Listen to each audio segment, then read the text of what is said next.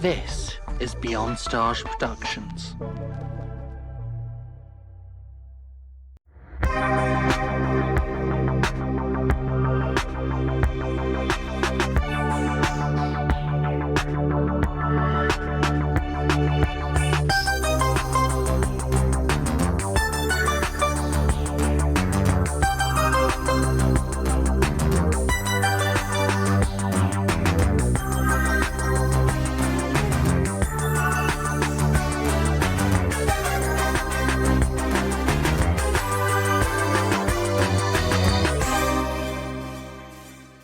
Hello and welcome to Star Power and Everything podcast. Today, for when this releases, if I've done this right, it should be Halloween. So we're talking all things horror, as you would expect on Halloween. Today I am joined by three wonderful guests. The composer of the theme tune for Star Power, George C. Music. Yes, that's his actual name. Yes, it is. It's very true.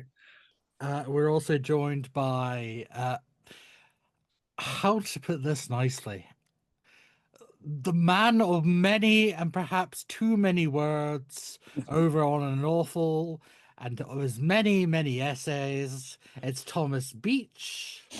Hello there. Yes, the man of many yapping.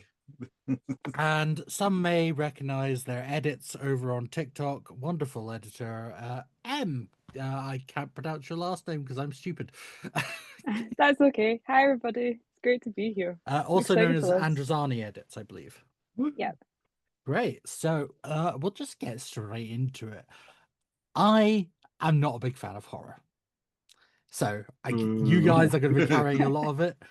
The things I do like that I suppose are kind of horror are very much. I like some zombie stuff. I like The Last of Us. Yeah.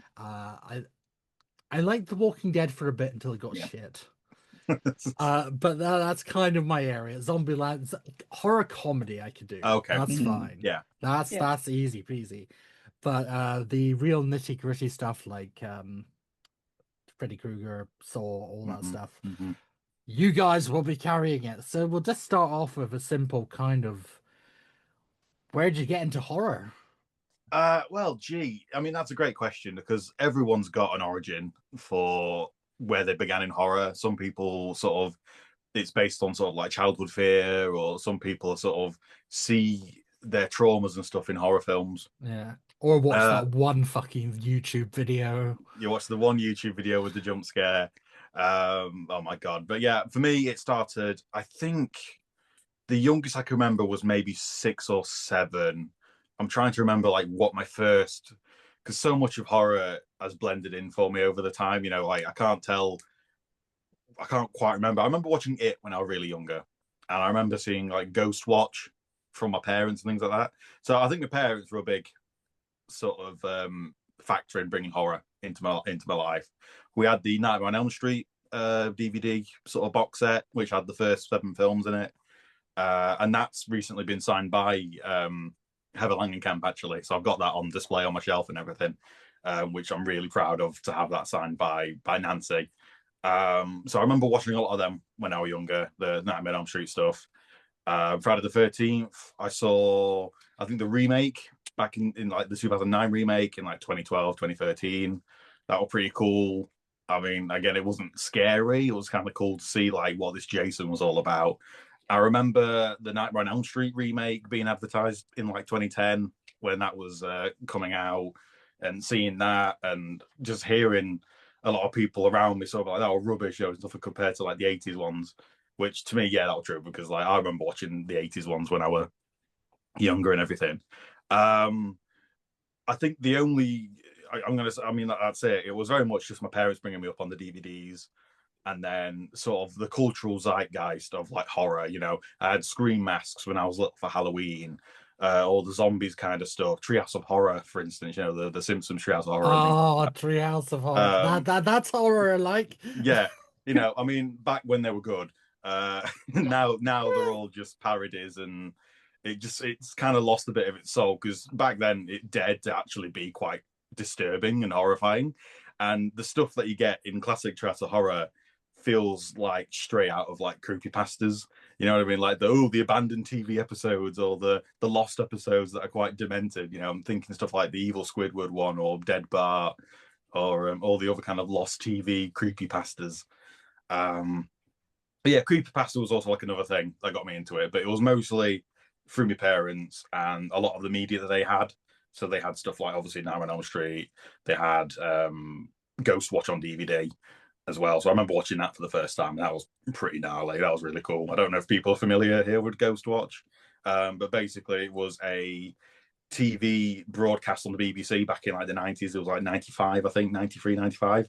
And basically it was billed as like a real life sort of Most Haunted. Oh yeah, Most Haunted was another thing you used to watch as well. I've got like so many things. That's another one. But yeah, Most Haunted, that's one that I used to love all the time with the real life ghost haunting stuff. I was always fascinated with like ghosts and the phenomena and stuff as a kid. I had like loads of demonology books and ghost books and things like that. So it all sort of tied in with my love of sci-fi and aliens and the unknown with the paranormal and kind of the beyond the realm, you know, the supernatural. You know, I was always wanting to know more, and I felt very like Mulder from the X-Files, where there's something out there, you know, the truth is out there. I'm going to pass along now because I could talk for years about all my horror influences. Jump scare. Ah! I only got into horror in like 2021 properly. Growing up, I was scared of literally everything. Like movie-wise, I wasn't scared of like things in real life, like the dark or anything like that, but I liked some spooky stuff. Like I loved Doctor Who, the spooky episodes. I loved like Scooby-Doo, but you wouldn't have caught me watching movies that I wasn't supposed to. Like, you know, you got these sleepovers where people would watch like The Ring and stuff. That was not me. Like I was terrified, even of like, Oh my God, The Ring, YouTube and all that. Good movie. I've seen it now. I've seen both Awesome. versions. Yeah. And yeah, like I think as a teenager, I'd seen like The Shining and the Alien franchise, and I loved those. And then it was about Halloween 2021. I was like home alone for Halloween, and I was like, it's Halloween, let's chuck on a spooky movie. And Scream was on Prime. Yes. And ever since, I'd literally become obsessed. And I think on my Letterboxd, I want to say I've watched about 300 horror films now. Some like multiple times. Nice. But yeah, I'd say that's for me. So I'm still kind of a newbie. Like there's probably a lot I've not seen. There's a lot that I heard of, like Ghost Watch, for example. I've not seen it yet, but I know of it. It's on my watch list. Oh yeah. So yeah, I'm kind of still a horror novice, but it's my favorite genre now. You brought up Alien there, and that's another. This is just going to be me going, oh no, I have seen that. I did like that. This is going to be the whole self-discovery of maybe I do like horror. I think the I joy did of horror. One of us. I did like spooky things growing up. I mean, at school, in primary school, we did a Through the Decades thing. And most people want to be like famed dancers, and I was like, I'm being Michael Jackson Thriller, like I'm being a zombie. There was pictures of me dressed like dead. Oh my God. Basically. And then for Doctor Who, like my brother was always scared of the Weeping Angels. So I went for Halloween as a Weeping Angel and like a peg doll, like anything he was scared of. I was a horrible sibling, now I think about it. I went dressed as. So yeah, like I did like spooky things, but it wasn't like proper scary horror till about 4 years ago, which is insane because I was 19 when I got into horror. Okay, there's only one jump scare left. Yes, I was debating how long to leave it. Well, I think I'm probably somewhere sort of in between the two there. In that, I think as a kid, obviously growing up in the 90s, there's that sort of X-Files cultural thing. So sort of paranormal stuff was kind of around. Like I must have, you know, there's the meme about everyone thinking they'd be more in danger from the Bermuda Triangle than they actually ended up being, stuff like that. But yeah, I think kind of like yourself, Thomas, I was quite like sort of reading ghost stories quite young. I remember it sort of probably like very late 90s, early 2000s, Anthony Horowitz put out a couple of short stories, horror things, because I'd already read his the Diamond Brothers detectives and in the Alex Rider books, so I picked up those. So yeah, I think my way into horror is mostly through like ghost stories and things.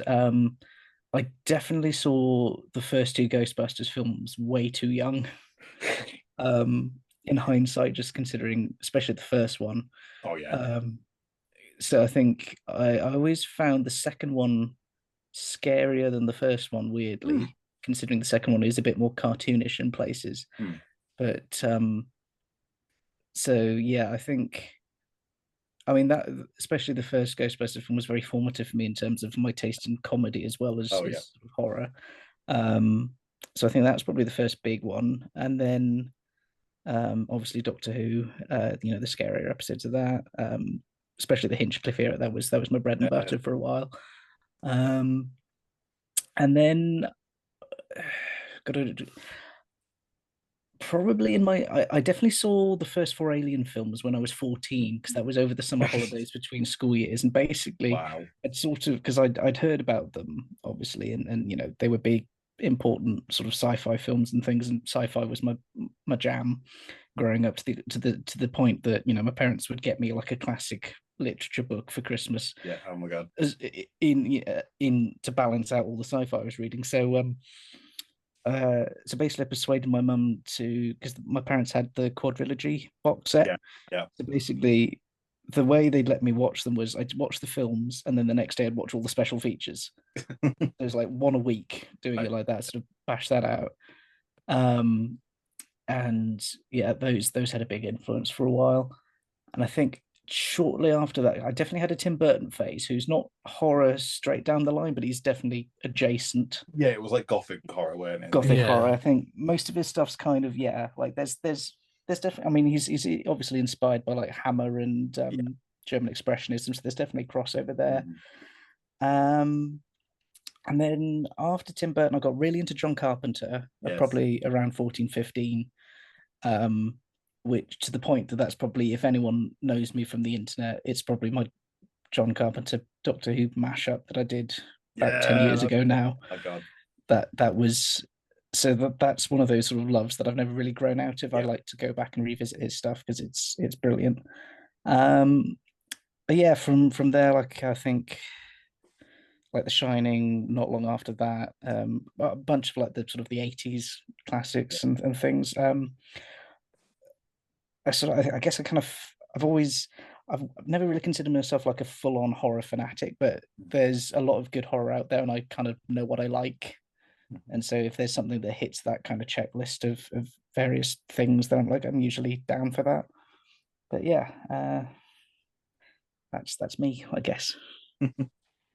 I can't believe I forgot to mention it, but Supernatural, that technically Yeah, of counts. course. Yeah. Like definitely the first 5 seasons before it then got Tumblrized. Because like season 1 of Supernatural was really fucking intense. Like it was proper, very horror based, which ironically is probably why it's my least favorite. But yeah, no, I can't believe I forgot to mention Supernatural on the horror thing. Well, we've talked a lot about movies and stuff, but obviously there's more to horror than just movies. There's like games, there's TV shows, and there's probably a genre of music. Yeah, I think there that's just called classical. Yeah. That's harsh. But let's go to video games, because Thomas, I know you do. Oh my god, yes. Was it the Daylight one? Dead Dead by Daylight. Yeah, yeah. Dead by Daylight. It's less horror and more just stress inducing, to be honest with you now. I don't know the difference. Horror and Okay. stress inducing seem like the same thing to me. I mean, horror is more like being afraid. Dead by Daylight just makes you angry and pissed off, to be honest with you, as you're playing it. It is just so stressful. I've got a love-hate relationship with Dead by Daylight because I love the concept of it. The story of the game is amazing to me. You're trapped in this endless kind of realm, Lovecraftian sort of realm, eldritch kind of, this eldritch god has got you trapped in this hell dimension where you've got to fix generators, or you get killed by Michael Myers, or the Demogorgon, or Pinhead, or Pyramid Head from Silent Hill, or whoever else they end up getting as a license. I think they added Springtrap recently into the game from Five Nights at Freddy's, which that was amazing. But then the gameplay of it is just like it's horrendous, and the perk system is not balanced at all. Like they're trying to they want to balance it as a party game and for a game that's a bit of fun, but people are playing it competitively. So you've got party rules with like competitive sweat lords, and it's just not a fun experience. But yeah, I mean, there's other horror games and stuff that I enjoy playing. Obviously, Resident Evil is a huge one that I adore. So I got into Resident Evil through, I think it was the first trailer. I mean, I was aware of Resident Evil because who isn't? You know, if you're in the horror sphere and everything, you hear, you know, you think, you know, you hear Resident Evil and all that kind of stuff. So I got into it through Village. Oh, same. I I watched Jacksepticeye play through it, and yeah. it was such a good story. Like Oh, usually yeah. that's not my cup of tea, Oh yeah, as yeah. I've already stressed many times. Mm. But I don't know, there was something about that whole story that I was just like locked in for. Honestly, And then I it's looked at the beautiful. previous playthroughs he'd done. I'm going to say the Resident Evil franchise is mad because when you explain it from beginning to end, it feels like 5 different stories in one series. Like, because Yeah, I have no idea how it connects to the fucking umbrella. like it is mad because I mean that could be a whole podcast in itself of like how Resident Evil works. But essentially, I'm going to say there's like multiple trilogies. So you've got games 1 to 3, which are kind of, you've got the first one, which is obviously, you know, you're in the mansion and everything. You've got the mansion incident.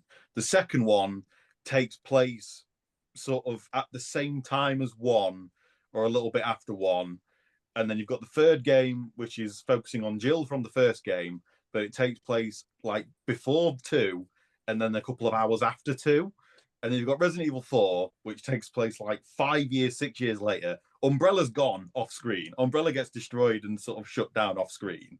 So the main like villains of the game, the Umbrella Corporation, are just gone for inexplicable reasons. And then you've got this new virus thing that kicks in. Resident Evil 5 tries to introduce what the heck happened in 4 because 4 was such a departure from the series at that point. And then you've got 6, which was just a clusterfuck. It had so many characters in it. And it went, one side was like action adventure, one side was horror. It tried to appeal to everyone, it appealed to no one. And then 7 was the full kind of like, okay, we're going to just wipe the slate clean, back to survival horror, back to, I mean, it was the first game in first person. Well, okay, no. The first person game was Dead Aim, I think it is, which was like a arcade shooter for Resident Evil for the PlayStation 1. And it was meant to have like a gun kind of like thing, you know, like the light gun shooter or whatever. But that got cancelled because of the Columbine kind of shooting, unfortunately. So they cancelled like the gun element of the game. But yeah, 7 was a complete break, and it was pretty much like a fresh reboot, to be honest with you, except for like a twist at the end. And then 8 had to sort of carry on 7, but still tie back into the original series. So 8's got a few more classic kind of references, and it ties in the origins of like the Umbrella Corporation and all the old crazy stuff. And then, as far as I can tell from 9, because we've got Resident Evil Requiem coming out next year, which yes, can't wait for that. I'm so glad it's been so long because we've got like no DLC for Resident Evil Village. So Resident Evil Requiem looks really cool. Like I'm really looking forward to that. I love how you can switch between first person and third person. And then apparently it's following the daughter of one of the main characters from Resident Evil Outbreak, which was their first kind of multiplayer game that they did back for the PlayStation 2, like in the early 2000s. So it's really digging back into the history of Resident Evil, which I adore. Hold on. Oh. Rewind. I thought I had to look this up because I wasn't sure. But there is a DLC for Village, isn't there? Kinda. Okay, so It's not like the story winter DLC. expansion. Oh yeah, okay, yeah, no. Okay, so you're right. There was like a bit of an expansion, but in my eyes and a lot of the fans, it was very disappointing because it sort of added like a little bit extra to the ending cutscene of Resident Evil 8. Like it didn't actually add anything further to the game. It sort of just elaborated on a couple of things from like the main game. It didn't like extend the story. There was like a gold edition where they added extra characters to the arcade mode. They added third person mode. They added like I think a couple of guns and things like that, and costumes and outfits. And then yeah, there was the Shadow of Rose DLC, which was like a story DLC, which that was freaking amazing. I adored that a lot. That had a very Weeping Angel kind of mechanic to it, where it was somewhat creeping behind you, you turned and it stopped, and it was just oh god. And because it was like a mannequin, as you were walking away and trying to get away from it, you could hear it creaking and coming towards you and everything. It was oh my god. I played that in the dark, and that was just horrendous. But yeah, like horror video games, I think that was one of the first kind of experiences for me to get into horror. Because obviously one of my favorite games was obviously Call of Duty Zombies, because that was my first kind of introduction to zombies. That was in the sort of early 2010s and everything, where zombie fever was kicking in. You know, Walking Dead had started. All the other kind of zombie stuff was kicking off at that point. So Call of Duty Zombies just slotted in the perfect time for me to get into horror, and the soundtrack and storylines as well. You know, the stories behind these games and stuff, and thinking more like, because I could get more invested in horror if like there was a story behind it, which I was really into. I'm gonna pass my time. So I think like most of this just feels like it's me, unfortunately, and I want to pass my time. You Need, like, a mentioned stick. you mentioned because of the Dead by Daylight. You mentioned Oh, yes. Five Nights at Freddy's, which obviously Oh, has yes. like become quite a big thing. Oh my god, yeah. That will inevitably probably get its own episode. Yeah. Oh my god, yes. It does kind of using this as a bit of a segue rather than actually talking about Five Mhm. Nights at Freddy's, which I have watched. I've watched Markiplier play it. It's the only way I can play it without shitting myself. I I was did there. I did try to play a sort of Mm. version of it because obviously, as these things grow, you get like different versions of it, parodies, fan games and stuff. Yeah. There was this one called Five Nights at Torchwood. Oh, okay. No, I heard that one. It looking back, it was kind of naff, but there was this it was you were kind of left in Torchwood overnight. Yeah. And you have all these different monsters coming up. And it was okay for like the first, like, so it didn't seem like it was programmed properly. Is the final boss John Barrowman? Sorry. Just creeps Legally, I cannot comment. No, so they had different things in it, and there was I'm pretty sure, I think it was Weeping Angels, but there was also Vash Narada, which was kind of just the point of, yeah, I can't play this. This feels impossible. Oh my then god. later on, fucking Edge of Reality comes out. Yeah. Edge of Time, and it's got the Weeping Angel section. And Yeah. I'm just like, I'm back in the fucking building. I'm back in the building. What about you guys? Have you two had any like video game horror experiences? Anything that's kind of jumped out at you? I've only ever played one horror game, or tried to, and it was Alien Colonial Marines, I want to say it was. Oh my god. And it was on my dad's old Xbox 360, but the game was so glitchy that I think I maybe did about 2 levels and went, nah, I can't. I do want to play Alien Isolation. I just need to find out what to play it on, or get access to a device to play it on, because I don't own anything currently. Yeah. That's kind of it. I've watched the game like walkthrough of Five Nights at Freddy's, because I've never played it, but I went to that movie kind of knowing the lore just from watching multiple videos. That's kind of it. Oh, and I think the only one I've ever properly played would be Granny. You know that iPhone app? Oh, Granny. Yeah. Oh my god. That used to terrify me. I don't know why. I was such a scaredy cat when I was younger. It's embarrassing. You know, I remember Slender, actually. That were a big thing back when I was in secondary school. Did they not make a movie of that and it absolutely flopped? They did. And then the whole incident with the stabbaging happened. Oh god, I forgot that. Yeah, it kind of killed any Slenderman kind of media and any Slenderman related, because it was like, oh, we can't. That's kind of too much now. But oh my god, yeah, that was huge. They did try a remake of Slender: The Arrival a while ago, because they did like a proper version of the game. Because the first one was like an indie project, and then it got big, so they did The Arrival. They've recently released like a remaster of that, but you know, it's still the same game. Sorry, Right. No, I think in terms of games, that's all I can really think of that I played horror wise. Yeah, I don't know why it's never been a game genre I've been drawn to.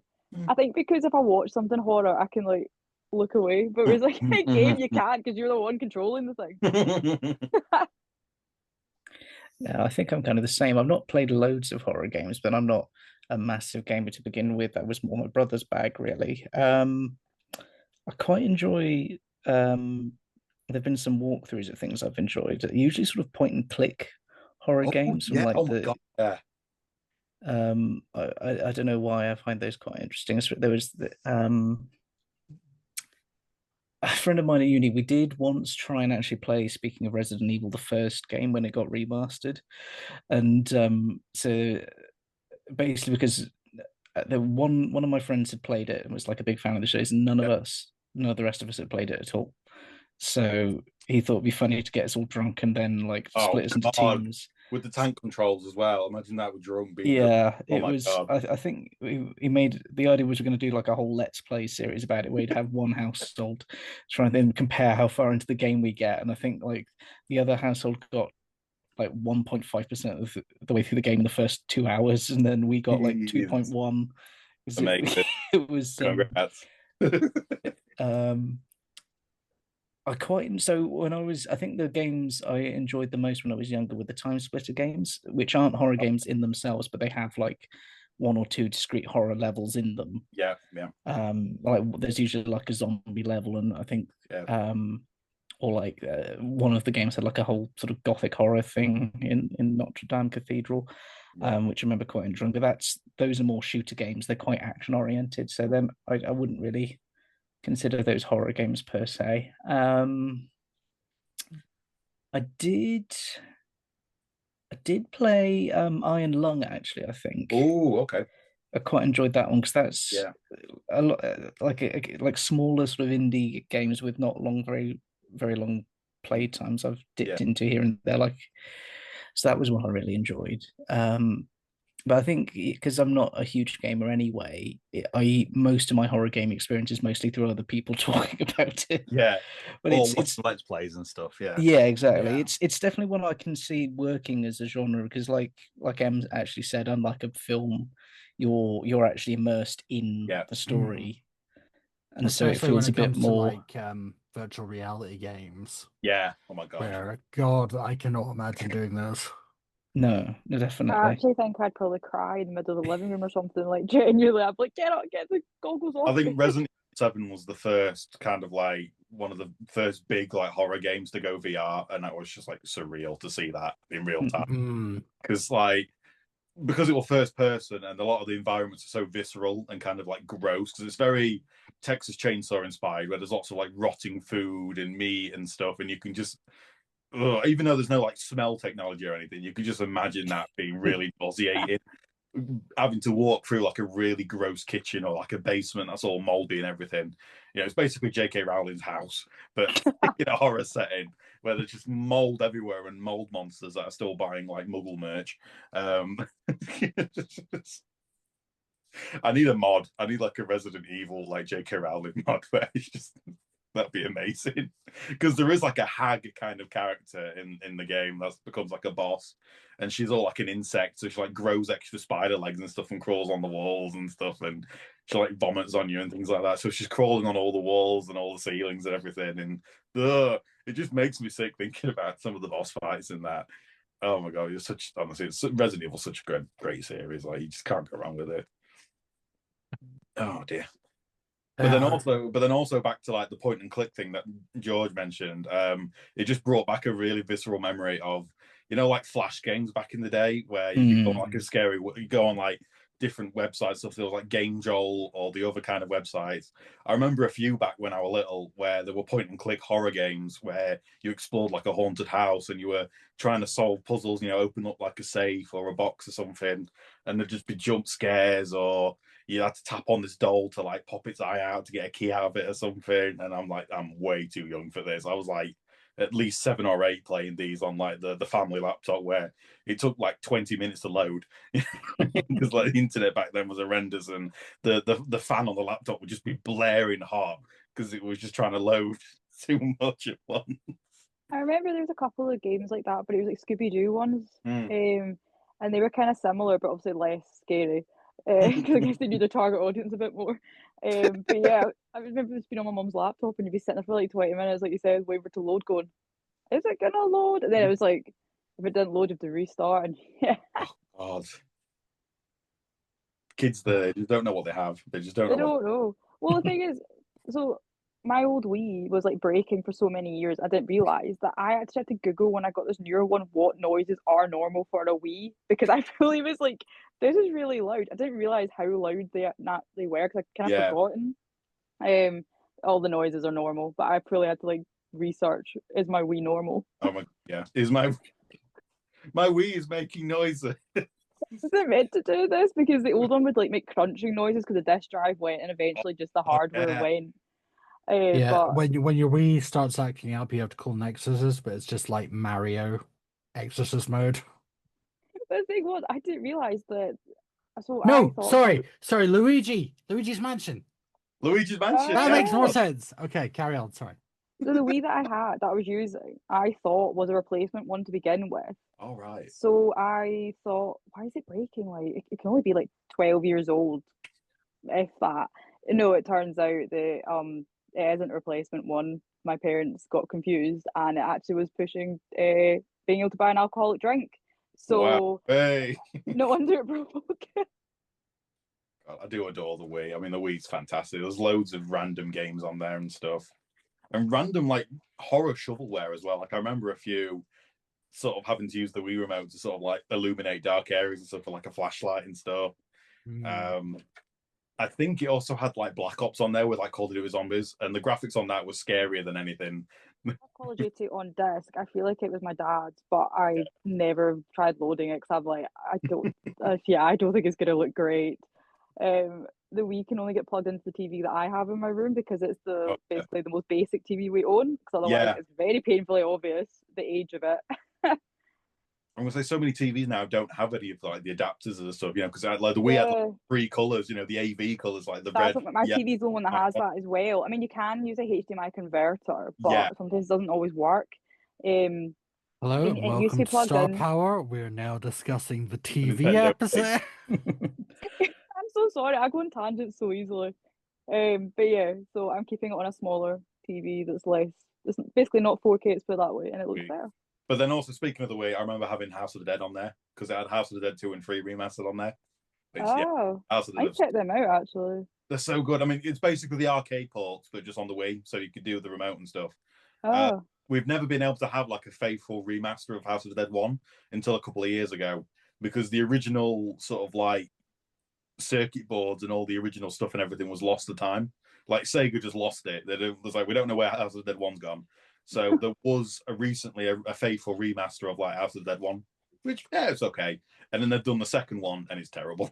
Like, ruined. The second one is like my favorite, and like they've ruined it. And I'm like, you were doing so well. It's like, what happened? How do you mess up a game that already exists and already like looks amazing? House of the Dead 1 you can get away with because it's gone. You know what I mean? Like it's missing. There's only like gameplay of like from the old arcade cabinets and stuff like that that are still kicking about, kind of. But like remaking a game that doesn't technically exist anymore, fair enough, you can take the liberties with it. House of the Dead 2, it exists. You can play it on the Wii and everything. It's gorgeous. It's glorious. And they ruined it. Welcome to Star Power, a House of the Dead podcast. This podcast just changes topic every 2 seconds. It does. It's great. But that's what I love about horror is it does span so much. Like horror brings in so much. It brings in like it's everywhere, and I love that. Like it's not really its own distinct genre because there's so many genres within that as well. Like there's something for everyone, even if you're not a big horror fan. Yeah, because there's probably something that you'll like that's spooky at least. Yeah, because you've got like comedy horror for like someone who's kind of wanting that spooky aspect but just wants to have fun with it. You've got like the proper thriller horrors for those like wanting to raise their heart rates. You've got a nice variety, which is why I do these like kind of I talk about a general area of topic, because this just opens the door for so many other things down the line. Because in future we could now do a very specific video game horror, or we could do Dead by Daylight, Five Nights at Freddy's, all that kind of stuff. Which now actually leads me back onto all this talk about horror. No, I'm not about to talk about the real world. Okay, good. Thank you. Enough horror going on there. What was I going to say? I'm blanking. This is not very professional, mate. I've been on awful too long. Would you like to hear the origin of where like the thriller genre came from? It better not be Michael Jackson. Oh no. So basically, the idea was essentially because horror films were kind of like shunned back in like the 80s and 90s and everything. A film like so a lot of films would be obviously horror, but then to make them more palatable to critics and for Oscar seasons and stuff and award seasons, they invented like a new genre to kind of like, this is horror, but like not horror, you know, they kind of like shun away the theme of it. So the film Silence of the Lambs is very obviously horror related. You know, you've got the serial killer element, you've got the body horror and everything of Buffalo Bill and all that. So that's got obvious horror sort of overtones to it, but then because they called it a thriller, it's, you know, people like it. You know, people were allowed to say they liked Silence of the Lambs because, oh, it's a thriller, it's not a horror, but it so clearly is a horror. Anywho, there you go. That's your fun tidbit. Thank you for that, which leads me back onto what I was going to say because I remembered while you were going off. What is it for you guys that makes a good horror? Ooh. Is it the scares? Is it a kind of good story? Is it the makeup design of certain monsters? Hey, damn. Because obviously, as we said, there's a lot that goes into horror. There's a lot of things to cover. So what is it that makes horror horror, I guess? I think for me, it kind of varies, to be honest. Sometimes I love just a good popcorn slasher. Yeah. I just want to turn my brain off, have fun. Like I love Scream for that. Yeah, Like they're not the most amazing films plot-wise, but they're fun, you know? Yeah. I also quite like Halloween and Nightmare on Elm Street and just a few other slashers. But then sometimes I do want to go a bit more deep, especially kind of like monster movies, what they kind of then represent. Especially vampire movies and queerness. I like researching that link, especially with Dracula's daughter, you know, the story behind that. Yeah. Then I also do like watching them for the effects, especially when they're more practical. So like I love American Werewolf in London because that transformation scene is just god tier. And then I also love like the Saw movies, especially the 2000s ones when they're more practical effects. I love working out how they did it. There's a lot of horror movies that I also am a bit iffy with. Like for me personally, I hate the Terrifier films because to me they're kind of a sexist gore fest. I love gore. Don't get me wrong. Like I said, I adore Saw. I've only seen the first Terrifier, to be fair, but I just found it a bit questionable. So yeah, it really depends. I don't actively seek out banned films. I just feel like that's not my jam. Yeah. I know about a few, and I'm like, I would also say, what was I going to say again? Oh my God, I forgot what I was going to say. Yeah, no, I just like having fun with horror films, and then sometimes like I like having themes that I adore. But also, I find when I'm watching these, especially having like a shit day, the person's having a worse day than me, so it's fine. Yeah, you know? yeah, exactly. Yeah, it's therapeutic. Exactly. Yeah, end of the day, after being a retail worker, at least you're not a white girl in the movie. Yeah, literally. And they also seem to be brunettes, so I don't know if I'm going to be a target. I thought it was blondes. Really? Well, I'm thinking of like Nightmare on Elm Street. I'm just thinking what the stereotype is. It's usually the white blonde basic. They're more bitch. often the final girl rather than, I'm going to say the blonde bimbo cheerleader type, the slut in like the final girl's usually brunette. So maybe there's a chance for me then, to be honest. Yeah, I reckon you're final girl material, final person material. there's like final guys, final girls, final thems. I suppose that needs to be a thing. Oh dear. I do like it when you do get like a final boy. Like usually I prefer when the main character is like a woman, especially just like underrepresented overall in movies. But then in horror, I sometimes quite find it refreshing when it's a final boy. Oh yeah, because there are quite a few horrors out there with like final guys. I think there's the film called The Burning, which was 1981. Unfortunately, produced by Harvey Weinstein. I think I think produced, yeah. But that is really great for having like, because it's so clearly a Friday the 13th ripoff. Like so many of the slasher films in the 80s were Friday the 13th ripoffs. But yeah, basically, it's a really great classic sort of guy comes back from the dead and wants revenge kind of thing. You know, a prank goes wrong, like so many of the horror films of like the day. You know, I know what he did last summer and things like that. And that's got a really great final guy as like the protagonist and everything. And I mean, it's the final girl kind of cliche is so fascinating because it only came up recently where it's sort of the final girl isn't often always the final girl. There's always like another character that sort of comforts them at the end. You know what I mean? It was only until I think Friday the 13th where it was definitively like the final girl. They were the last survivor of like the horror and all the terrible stuff. And even then, the final girl sort of served as a means of like, because because everything was kind of against the patriarchy and everything. It was kind of meant to represent, you know, female empowerment and women, empower for women and everything. You know, overcoming awful kind of oppressive men, because a lot of the slashers obviously were men. A lot of the other characters that wouldn't believe them were men. You know, oh, there's a killer out there, and some guy would be like, "Yeah, shut up, Stacey," and they'd get their head chopped off or something. So yeah, like the final girl kind of cliche is incredibly fascinating because a lot of people sort of misconstrue horror as like, oh, it's just, you know, anti-female and very kind of misogynistic and everything.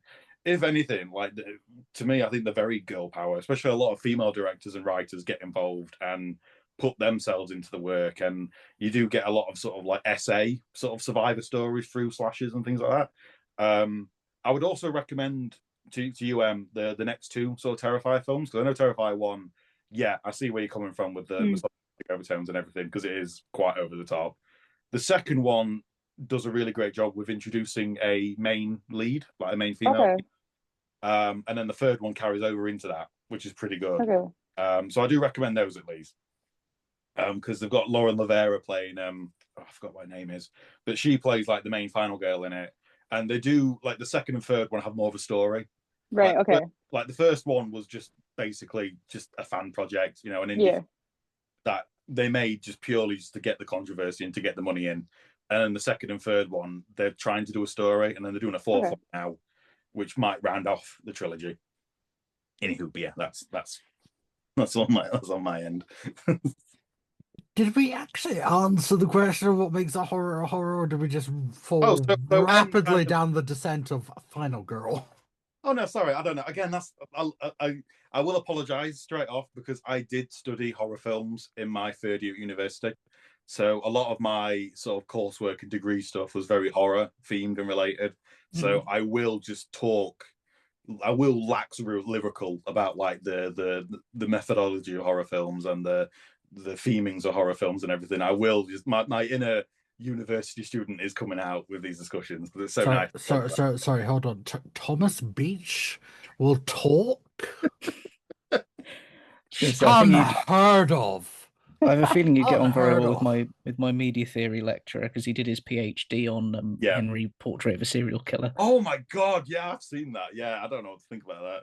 Yeah, so my final year was very horror related, and I actually studied a really cheesy slasher film, Don't Go Into the Woods, for like one of my third year sort of essays. It was 1981, really crap and cheesy, but I loved it so much. I think I was getting it mixed up with a different film in my head there.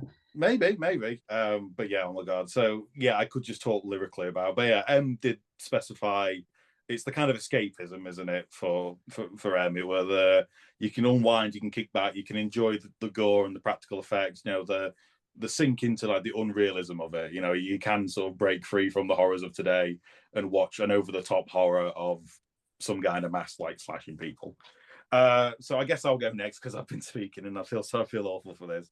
But essentially, yeah. But to me, I love the character work. I love the stories. I love the exploration. I love horror as a means to explore. It's kind of like therapy. I don't know. Horror is very therapeutic for a lot of people. It does let them delve into their fears, their nightmares, their worries, things that maybe subconsciously are bugging them. So there's a lot of themes in obviously zombie films of homogenization and the fears of sort of like, you know, losing your individuality. Zombie films in like the early 80s and in the early 80s and stuff was very like a play on communism and stuff, you know, the loss of self, the loss of individuality.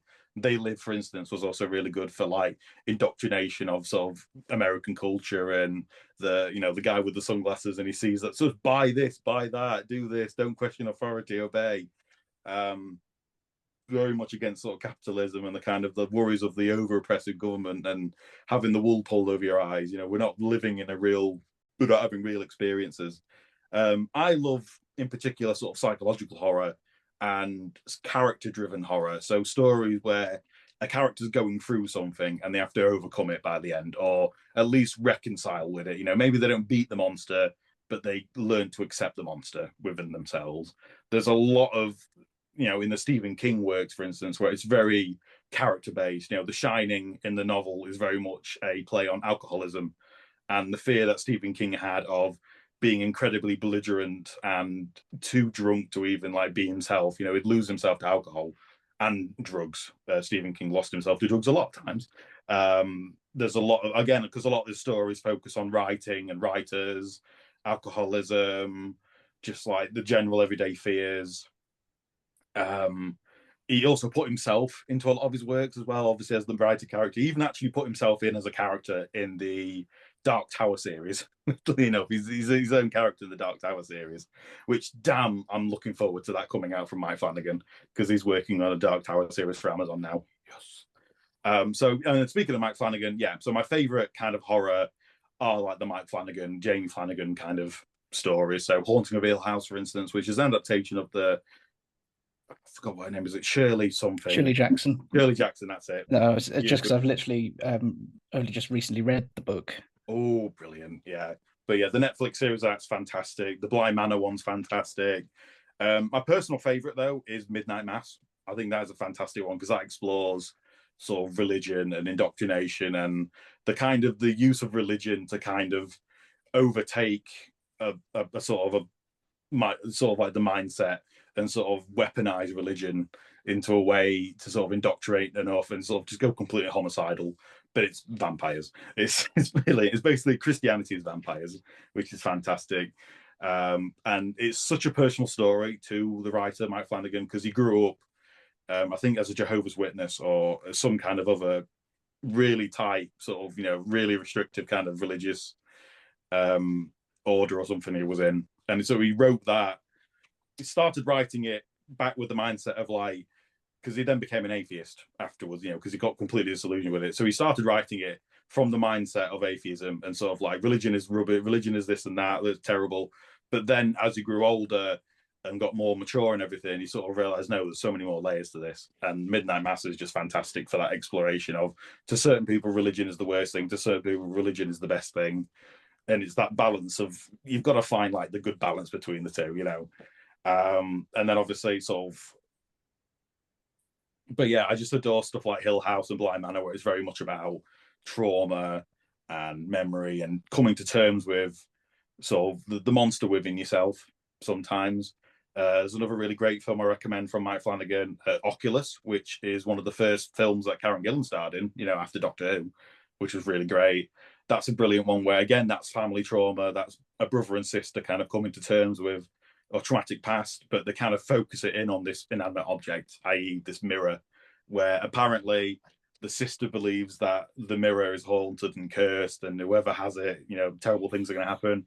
The brother, having believed this at first, went to a sort of a mental facility, overcame that kind of paranoia and delusion, then returns to the normal world to find that the sister is obsessed with this mirror. So he's now like a previous believer turned skeptic, trying to like understand and not want to get involved with this mirror, but wanting to save the sister at the same time from falling into that delusion. It's a fantastic film. I always recommend it. Whenever people are like, oh, what's a good horror film to watch? Oculus, I adore that. Anything Mike Flanagan, fantastic. Anything Jamie Flanagan as well, fantastic. Speaking of The Shining, I also adore Doctor Sleep, which is the Shining sequel, and it is brilliant because it melds the film and the book together finally. For a lot of King fans, there's a big disconnect of the Shining film and the Shining book because Kubrick took it a very different way to how Stephen King adapted it and wrote it. So there was always this big disconnect between the film and the book. Flanagan marries the two together finally in like the Doctor Sleep film, where he introduces more of like from the book Doctor Sleep and then the film Shining into like one film, and it's gorgeous. I adore it so much. If you can, check out like the director's cut of Doctor Sleep, because that's a little bit better than the theatrical one, but like still, they're still so amazing. I'm starting to feel like I'm just on your letterbox right now. I actually We're don't just have a scrolling Letterboxd through. account. I actually don't have a Letterboxd account. I should. Oh my god, you should, yeah. I should, but it just. Yeah, you need to. It'd just be reams and reams of paragraphs. To be fair, that's what mine is. So You need But- somewhere to deposit it that isn't an awful email. I mean, does Letterboxd have a word limit? Because I've been recently limited on an awful lot of running. Don't think that, right? if there is a word limit, I've not hit it. So Okay. I will break that limit. Listen, we put you on a word limit just because we don't have time to read a 500-page book on the podcast. I want to write. I need to get a book written at some point. But yeah, honestly, for me, what makes horror, it's the exploration of the human condition. That is kind of like, in a nutshell, I love when horror can explore. It's the safest place to sort of explore the deepest, darkest sides of ourselves in a safe manner. I've written horror as a way to explore my troubles with like autism, my troubles with kind of like depression and things like that. I had a play written that was going to be at the Edinburgh Fringe this year, but then it got cancelled, which was very much about the autistic kind of phenomena of masking. So I'm hoping that gets put on at some point in the future. That'd be nice to show that. But yeah, no, to me that's horror. You know, although I do appreciate the technical aspects and the kind of the acting, the soundtrack, everything. I love the narrative. I love the emotional depth and the storyline. Even in like a schlocky slasher film, you can get really good emotional depth and metaphor and exploration in that. So yeah, yay. well, it's just hard to know what to add to that. Really, I think a lot of the points I was going to make you've basically beaten me to. Yeah, Thomas does this a lot. Okay. Well, if I could add my tuppence's worth, yeah, I mean, for me, a good horror film is one that is about something. Ultimately, like, I've never really been a big fan of like the torture porn films. Like, I couldn't really get on with Saw. Like, just watching people suffer horribly for no real purpose. Didn't really jive with me. I dislike the idea of Saw being just torture porn because there really is like a decent. Well, I say decent. Saw to me is like a soap opera because you're watching it and it's just so over the top, and there is like really interesting themes. Of like sort of violence and justice and kind of what's right and wrong, you know, morality. It's a really interesting morality tale. I mean, I can see the argument for that, but like maybe I'm just biased against it because obviously that was coming out while I was at school, and all the people who were watching, sort of my age, who were watching the Saw films, weren't really having literary discussions about the morality. They were just like, look at this, look, I mean, when I was he's 6 had to years old, pull his face off to get a key out of his chest, To be fair, or things like that. The first one I'd say is more like a thriller than so-called torture porn in quotation marks. The second one onwards is kind of when I can see where people might think that. But yeah, I think I just like them because they kind of can't be fun, to be honest. The first 3 Saw films, I think, are incredibly solid as like stories and character work. And then when they stopped being written by Lee Winnell and sort of who's the other guy? James Wan. When they stepped back from it, it went downhill. It then went into just over the top. And I watch Saw like I watch like a toddler, like just running around the house. You kind of want to see where they're going. You know what I mean? It's like, what are you doing now? All right. You know what I mean? Like every single film has such a stupid twist at the end that I'm like, where's this going? What are you doing? Saying that, I do really like the 6th one as well. I thought the traps were really interesting, and I also quite like the whole like CIA trying to work out who the other apprentices kind of storyline. Like there's elements, but 4 and 5 are an absolute mess. So it's kind of, but once 3 ends, I'm kind of like, oh God, I've got 2 more movies to get to 6 now, and then 7. Bar the Chester Bennington like cameo, that film's awful. the ending of Jigsaw, like the 8th one, I was literally going to scream in the cinema. There was me, my friend, and 2 other people in that screening, and I was just going to scream because of just like how terrible that like sort of twist was. I just despise it. But then Saw X is really good as well. I like Saw X. I don't know if it's a bit biased because it's the one I've seen in cinema, but I really, really enjoyed Saw X. I thought it tied in really well. But then Spiral, I forget exists half the time. But then I am so glad that they are continuing the Saw franchise because like it was up in the air if they were going to do Saw 11. And then recently got the news that Blumhouse have got the rights to Saw now. so they're going to continue the franchise, which is. Anywho, Okay. sorry. I feel bad for using Saw as an example. Then, No. but I don't know. I mean yeah. Like, I'd argue that basically said Hostel's more torture porn because that is okay. Hostel, yeah. yeah. Eli Roth in general, horrendous. yeah. Yeah, Okay, there we go. okay. I should have picked Sorry. Eli. I should have picked Hostel. Fair enough. But yeah, like I don't know. See, I enjoy. It's a tricky one because like I like stuff like The Thing and The Fly, Yes. where it's sort of body Yeah. horror. The But Cronenberg kind of horror. Yeah. Cronenberg, I really enjoyed The Substance. I think again because it's the body horror in those films is usually, I mean, maybe The Thing's arguable, but it's usually a metaphor for Yeah. something. So The Substance is about how women's bodies are commodified. Yeah. The Fly is about, I guess, kind of fear of your own mortality, and Yeah. the AIDS connection Yeah, was AIDS and cancer, unintentional yeah. apparently, but it's still there because films are a product of their time and things like that. Or like, I mean, the Romero zombie films are some Yeah. of my favorite films. Oh, I think yeah. it's interesting how each of the first three kind of is like a time capsule of the decade it came out in. So like, and again, apparently by accident, especially with Night of the Living Dead, like the final boy of that film Yeah. being an African American man who then gets Mhm. shot by a bunch of rednecks who Yeah. quote who unquote then- mistake him for a Yeah, zombie. and literally hang him up and lynch him and everything at the end. And Yeah, and apparently that that the civil rights context of that subtext, sorry, was completely accidental because George Romero sort of cast it race blind in theory. Yeah. But he was a really great actor and a really great performer. I think it was like Dwayne Jones, I think, who played. Or was that rings a bell, yeah, something like that. But yeah, like it was purely his acting, which I mean, I could also believe as well that his acting was just that good to play the role. It's similar to God, who was it in? Because Tom Savini did like the remake of it in the 90s, and I can't remember. Was it Tony Todd who played? Yes, I think so. But, yeah, I think because they picked another again. They stuck with like the African American sort of main character, despite it being a remake and everything, which was really fascinating.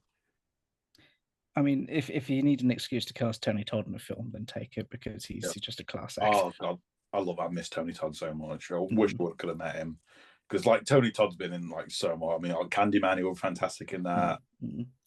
The Final Destination films, which is something I watched when I was younger. Yeah. That was something I first started.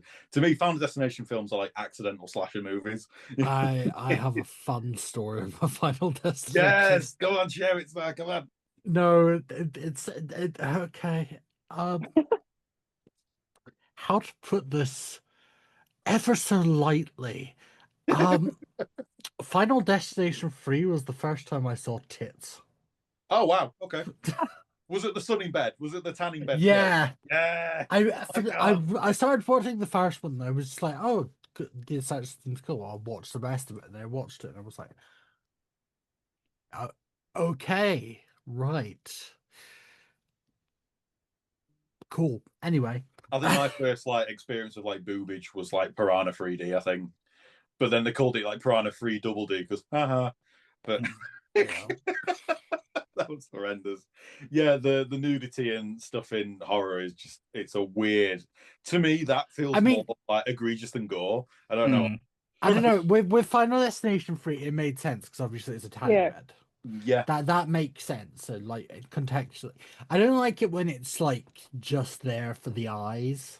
Yeah, I don't like the sexualization. Well, the 80s slashers have a lot of it because it was like the only way a lot of people could get nudity, I think. Yeah. It's either like that a or lot of B movie like slashers. I remember. I want to say it's like because there was X-rated films that would only play an adult audience in cinemas and stuff, and then eventually videotapes, and obviously that came about.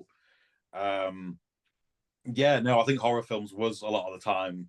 The many times I'll watch like a B movie of Shudder, and then it's just like unexpected like nudity, and I'm like, whoa, unexpected nudity, the blood and gore. What is going on here? The worst is when it's like an Italian horror film from the 70s. Like we're going to throw in an SA scene because we need to have some nudity. It's like, why? We need the violation. We need the body horror and everything. But some of them are so good. I mean, I love the Dario Argento kind of like ones. I think Tenebrae is a brilliant one where that's very much about a thriller sort of crime novelist that's having to deal with a serial killer that's copying the same kills as his book, and that's solid. I love the film, and again, I love the over-the-top blood in that, because like they slice someone's hand off and like blood just goes everywhere, and of course the house is full of white walls, so the blood just sprays and it's a vibrant red across the thing. It's like 60-minute makeover, but like horrifying. You know what I mean? Yeah, Argento's a funny one. He's off in his own little really corner, isn't he? Oh. He's Argento compared to like the rest of Italian cinema of the time. He's just like, I'm gonna light everything in garish primary colours, and it'll look. Oh my god, yeah! I'm the Suspiria and Opera are just so like everything's just colour. Because I remember I had so on my TV I had the weird like light strips around it, like the sort of bio light around it, and whenever we watched like an Argento film, the whole room would just light up pink and then green and then like yellow, and I'm just like, oh god, I got blinded. I had to, like, for the first time I had to turn it off on the telly because I was like, right now this is too much. This is far too like it looked like I was having like, you know, that weird EDM disco meme or whatever, and it was like you know, just like that but in the house, but I was watching a horror film. I wasn't listening to disco anime tech music or anything. It was just like Well, on that note, I think that brings us down to the kind of quick fire section of the podcast, where I'm just going to ask you what your favorite thing is, and you're just going to go like that. Please tell me you're going to do the voice when it comes to what's your favorite scary movie? No. Okay. I would never do such a thing. All right. Anyway, so what would you say is your favorite scary movie? Let's go. That's a really good impression, actually. I mean, because I recently met Roger L. Jackson at the For the Love of Horror last weekend, and he was lovely. His agent was a bit of a dick, but the man himself was very lovely. So yeah, I dig that. That's a good impression. I don't even know I was doing an impression. I just went, fuck it, I'll do a spooky voice. Yeah, no. So in the Scream films, the killer Ghostface stalks victims and stuff. He rings them up and everything. Which obviously in the 90s, everyone answered the phone. Today we're just like, nope. Today literally set to silence unknown numbers. Like, you're not getting me. Ghostface can text me if he wants me. He's not phoning me. I'm gonna say Ghostface just needs to like Snapchat you or something, or send like a TikTok picture of him like, what's your favorite scary movie? I'll be like, who is this? Who this? Just like it sends like TikTok, you know, because the attention span's so short now. Like, it has to like post videos, but has Subway Surfers underneath it, just so people pay attention. Like Family Guy in one corner, or like a slime video or something. Slime video, and then cutting sand as well. That's one that I keep thinking. And then some weird AI TikTok baby cat thing or something like that. Oh god, don't get me started. Those are yeah. I've not seen those. Oh god. You don't want to. Stay There's safe. There's the weird trend of like safe. AI generated like babies surviving plane crashes, and like a cat or a dog adopts them or something. Oh god. There's these really weird ones of like a cat version of Donald Trump and Elon Musk. And Vladimir Putin, and they have a baby. It sounds like South Park. South Park, to its credit, has more intelligence level. Yeah, no, I expected that, but it says it's the same plot, just AI. Every time I see something AI, like on TikTok, I fully block the account. So I wonder if that's why I don't see it. Like, I fully just cleanse my For You page. I'm like a couple slip in, and I'm like, you're getting blocked. Not having you messing up my algorithm. Well, from one horror to another, back to the quickfire round of favorite scary movie. We'll go for it. Favorite horror movie. Okay, oh my god. For me, God, what am I going to pick? Obviously, I'm not that big on horror. The Scooby-Doo on Zombie Island. Oh, that's valid. So valid. How was that? God, that takes me back. See, that was terrifying. It still is. That's like the fucked up Scooby-Doo. That one, like the 90s Scooby-Doo were just so gnarly. One for me, and Scooby-Doo and the Cyber Chase freaked me out. The one thing particularly where he's standing with the baseball bat, that scared the living daylights of me as a kid. I love Scooby-Doo and the Cyber. I had the PlayStation 1 game. Banging movie, but just that image of him, like with his grin, I was like, oh, no. Oh my god. I do think that the Zombie Island one is brilliant, just because the whole premise of Scooby-Doo is it's always like a guy in a mask. Oh no, this time it's Yeah. real. It's like Yeah, that's it's real. for like 5-year-old me. That was mind-meltingly amazing. Yeah. I love how they tackled it in Supernatural when they did the Scooby-Doo crossover. Yeah. And then when it became real, instead of just what they did with Zombie Island, it was just kind of like they all had a mental They had like an breakdown. existential crisis, didn't they? Yeah.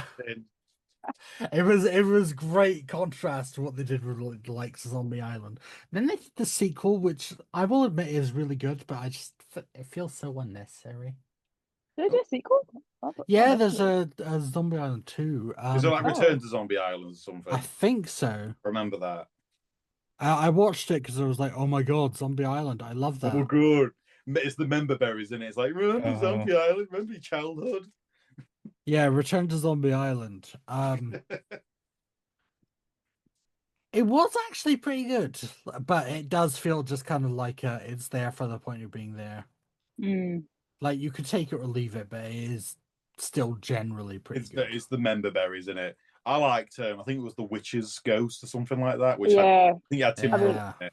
I love the Hex Girls, so anything Hex Girls growing up, I was like, I'm watching it. I'm actually wearing a Hex Girls t-shirt, I just realised. Somebody's my fleece. Tell me you're gay without telling me you're gay. Me gay? Who'd have thought? Well, while this discussion's been going on, I've finally decided that probably my favorite horror movie is In the Mouth of Madness. Oh hell yeah! All right. I wouldn't know if it's the best horror movie ever, but it's probably my favorite. Got some Lovecraft and is that Lovecraft and bloody John Carpenter in it? It is, yeah. With it's got a little bit of everything. You've got some psychological stuff there. Oh yeah. Some of that sort of existential horror, which I always find quite. I think it's the sort of horror that I find unnerving more than scary. Is the stuff that sticks with me. So that one, a few jump scares, maybe a couple of jump scares too many. Okay. But hold your jump scares. We are getting to that soon. Oh dear. Yeah, that'd be my pick. I feel like I'm basic. I'm just gonna say Scream. I think because it was like my first introduction to horror properly. And it's so much to rewatch because I love now trying to figure out who's who, like who's behind the mask. It's just so like you can reference it so easily. I also just love the 90s, like 2000s aesthetic. Because I was born in that period, I feel like I didn't actually get to like experience it because time I actually have memories, it was beyond that. It's just so much about it I just love, and I think because it's also such a well-known one, it's easy to discuss with people who aren't necessarily into horror. I mean, so many of my friends don't really like horror, but I've introduced them to Scream and they're like, oh yeah, that's a good movie. And the character is just so iconic, especially Gail. I mean, Courtney Cox's Gail was impeccable casting. She is just amazing. So yeah, I probably Scream. Because the Matthew Lillard in that is just impeccable. I enjoyed so much in that, and just everything just came together so well. It was so great how it transcended and sort of it sent up a lot of like the classic horror films and everything, but also being a classic horror film, like it kept taking the mick out of it, but then also still following those rules, which was just great. And I also love how they marketed like Drew Barrymore would be such a big part of it, and then she's just gone by the opening scene. Like Psycho. So clever. So good. Oh my god, right. My favorite horror film. Gee, I've got so many. You know, my head's just an encyclopedia of horror films. Oh, here we go. I mean, to boil it down, I think one of my favorite, I don't think it's my definitive favorite because I love them all. I can't pick between my children. You know what I mean? So I think my favorite horror film, like the top of my head, and it's a really underrated one. I wish more people spoke about it. But I'm going to say Ghost Stories from, I think, 2019 or 2018. It was the adaptation of like the play by, was it Andy Nyman and someone else? I'm trying to remember who the other guy was. But yeah, it was a film adaptation. It was a horror anthology. And it was basically about a paranormal investigator who is given like 3 cases that aren't solved, that can't be solved. And each story is like its own thing. So the first one was very kind of cycle. There's a warehouse. There's like a guy working in like a construction site, and he's left alone, and he's being haunted by some creepy thing. The second one is like a teenager that's taken a car out when he shouldn't have, and the car breaks down in the forest, and then there's a creepy thing that sneaks into the car. And then the third one is like there's this husband that's just like being haunted by like the sounds of the dead sort of like child, like this dead baby that's like, because I had a miscarriage or something, and it's kind of like possessing him and haunting him and everything. And they all tie in together one another with the actual, like there's an extra layer of the story there. And it's just fantastic. It's a really great sort of British horror as well, because British horror doesn't get enough credit, honestly. So it's a really great sort of powerhouse of British talent. You've got like Martin Freeman in there. You've got the guy from the Black Mirror episode where he's sort of being blackmailed into, I think, Shut Up and Dance it's called, where he's being blackmailed by sort of text messages, and he's had to like got to do different things around, or he's going to get something revealed. There's just loads and loads of people in this film. And I adore the music. I adore the storyline to it. The ending's pretty fun as well. I do love the ending of it. It's just a really great, gloomy, moody kind of horror film that I don't see enough people talking about, and I do highly recommend it. I got it on Blu-ray and everything, and it actually inspired me to write my final year script, which was a horror film, which I was really happy with. So yeah, Ghost Stories, I think, absolutely is one of my favorites. Okay. Next one we'll go for is obviously at the start I mentioned that a lot of what I watch is very zombie heavy. Okay. So what's our favorite specifically? If we're talking specifically zombie area kind of like media, I'm not going to just say film because there's a lot of variety with zombies and much media like Last of Us, which is going to be my pick because I love The Last of Us. Yeah, of course, yeah. I will also say though, fuck the guy who made it. Free Palestine. I mean, I having just said that you're broadening it up to media other than film, I'm going to be incredibly boring and drag it kicking and screaming back to film. But I'd probably say either. I mean, Shaun of the Dead. Is great, but if I'm going straight horror, I would actually go with George Romero's Day of the Dead from 1985. I think it's actually quite underrated, that one. Nice. Yeah, that's great. Choke on it. Yeah, it's some of Tom Savini's best practical effects work on the zombies. As a lover of 80s music, the soundtrack is it's the creamiest slice of 80s cheese, and I love it to bits. Just there's the one scene where Captain Rhodes yells at a scientist he's nicknamed Dr. Frankenstein to sit down, and then John Harrison on the sound just breaks out the toms. It's like that was so over the top and unnecessary, but thank you for doing it. I've got a friend of mine that's like got most of the Romero soundtracks on vinyl and all like that, and just loads of like all the Romero stuff. And Day of the Dead's his favorite soundtrack out of all of it. So yeah, huge. Obviously, a friend with impeccable taste. Oh yes, absolutely. But yeah, just and also the fact that apparently the original script was way more ambitious, and yet and I think he sort of got what he wanted to do when he did Land of the Dead, which was I kind of want to see how he'd have done it back in the 80s, but I just it's got heart to it, especially with Bub the zombie, who sort of has a little character arc. You've some really quotable lines and just a nice sort of weirdly sweaty, gut-sick take on sort of 80s nuclear paranoia as well. Oh yes. Yeah, no, that's my pick. I mean, I know it's technically not a zombie film, but it is. I'd say 28 Days Later is probably my favourite. Okay. It was one of the ones I watched before I probably got into horror, and I actually watched it during lockdown, and it made me realise COVID was not that bad. I was like, oh well, at least I'm in my house, and it's a slow developing thing if I catch it. I think because obviously they're not technically zombies, but the infected aren't actually the scariest things in it. It's the army, like Christopher Eccleston's character when he said, "We promised them women." It literally sent like shivers down my spine and just creeped me the hell out. I think because of that, I think also like we said earlier, British horror is amazing and doesn't get enough credit, I think. Oh, And I also love how it just looks camera quality so bad. yeah. Like, I think it works because I think with 20 weeks and years, I don't mind them, but it looks too clean, too polished. Yeah. Even with 28 years when they tried to do it with iPhone 15s, I'm like, but an iPhone 15's like a bloody good camera. Do an iPhone 4s and then you may get the same quality, you know? Yeah.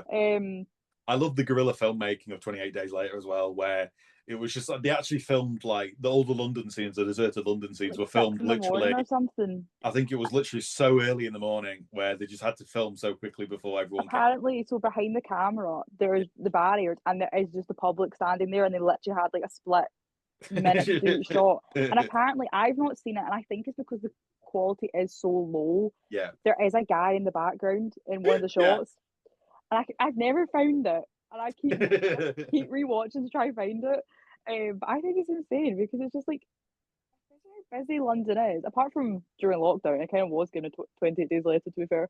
Yeah. It's like the fact they shot that and it's just amazing. I love it. Mm. Brilliant. Oh my god. See, there's so many because it's that moment where everything goes blank. I mean, I think I Am Legend is pretty underrated at the moment. I'm hoping one day we get a proper remake of that. But for the time, the Will Smith one was pretty good. Like I loved the kind of they're technically not zombies, they're sort of more like vampire zombie mutant things. But I just love the idea of just like the concept of like we're sort of like the bad guys, you know, where the human evolution moves on. And again, that was very much a nuclear kind of scare type story from, was it Robert Irving or something? I can't remember the guy that wrote it. What was his name? It's bugging me now. It's bugging me as well because I'm sure I've read the short story or the novella or whatever it was. Yeah. We're going literal. We're doing books. It's not Ray Bradbury, is it? No. Richard Matheson. Richard Matheson, that's it. Yeah. So I love the original story for that, and I just wish one day we got a proper adaptation of it that wasn't so Will Smithish. Will Smith ruins everything, damn it. I didn't realize he wrote I'm Legend because I just read Hell House, which I really enjoyed. It's one of my first like horror novels I properly read. So I need to check out I'm Legend now because I've actually not seen the movie either. I know of it. Matheson's good. Matheson's good. I think in terms of TV, there's like a really off the cuff. This is so daft, and I don't think anyone's going to remember this. But years ago, I think it was on BBC Three. I think it must have been like early, sort of mid 2010s. There was like a weird Big Brother crossed with like the zombie apocalypse, where it was like a bunch of survivors that was sort of, there was zombies outside this garden centre or something. I'd forgotten that. I know. I'm trying to remember. Dead Setter, wasn't it? Or maybe. But yeah, it was like Googling. Big Brother. But it was like, I have a feeling it was Charlie Brooker who wrote that. I could be wrong. Maybe, but yeah, it was Big Brother, but it was set in a zombie apocalypse, and I was like, this is so cheesy and terrible, but I kind of love it. I love the obvious sort of Big Brother drama, but mixed in with the zombie stuff, and it was just like, I love the concept, and I just wish more of it was done. It was Dead Set. Yeah. So I love that I remember because I loved reading zombie stuff. One of my favorite books was Zombie by Darren Shan. That were pretty cool. That inspired me to write my own sort of zombie novel actually at one point, which was really fun. But yeah, I'm just trying to think. There's so many zombie related media. I think my favorite zombies media sort of all time would be like Call of Duty Zombies. I think just because that's the one I was expecting you to say. Yeah, I adore, because COD Zombies got me into storytelling and story writing, and the concept of piecing together a story from only stuff within the levels, quotes, and like radios that you could find around the map. I adored just all the theories, back when YouTube was like a new thing. I feel old now, but like when YouTube was brand new and there were people like, check out this radio that I found, and check out like all these pieces of paper here, and people were using sniper scopes to zoom in on. They weren't even playing the game, they were just walking around the map and like listening to the sounds. And I adored the sort of on Verrucht, for instance, which is set in a mental institution, like there's a morgue area where you can hear like a little girl crying and stuff like that. And the ambient soundtrack of the maps and the soundtracks and the quotes and the radios and stuff, and everyone coming up with the theories. And where the story was going, only for them to crap themselves later on. But what I loved about the storyline for COD Zombies was how much of it was influenced by the fans and the players and people coming up with their own wild theories of what was going on in the story. So much so that one of the main characters was named after a sound effect a zombie made. Because the zombie sound effects were like stock sound effects from like a library or whatever. There's one of them that goes Sam, it's like it's meant to be like a rah sound effect, but people heard the word Sam in that swipe from the zombie. So Samantha in the games became like a main character because a random zombie noise that people heard and went, oh, that sounds like Sam. And they were like, is Sam a character? And like Sam didn't exist at all in like at any point in the game until like later on in the games and stuff. So I just adore how much of the zombie storyline was like us, the players, sort of coming up with it and theories and hours worth of YouTube videos. Same thing with like Five Nights at Freddy's, where that was a big thing where the community got together. I mean, the amount of times I watched Matt Pat when I would do my media studies at sixth form, I had like 2-3 hours of like free period going to the library, just listening to like Matt Pat marathons of like all the first Five Nights at Freddy's game, which I love.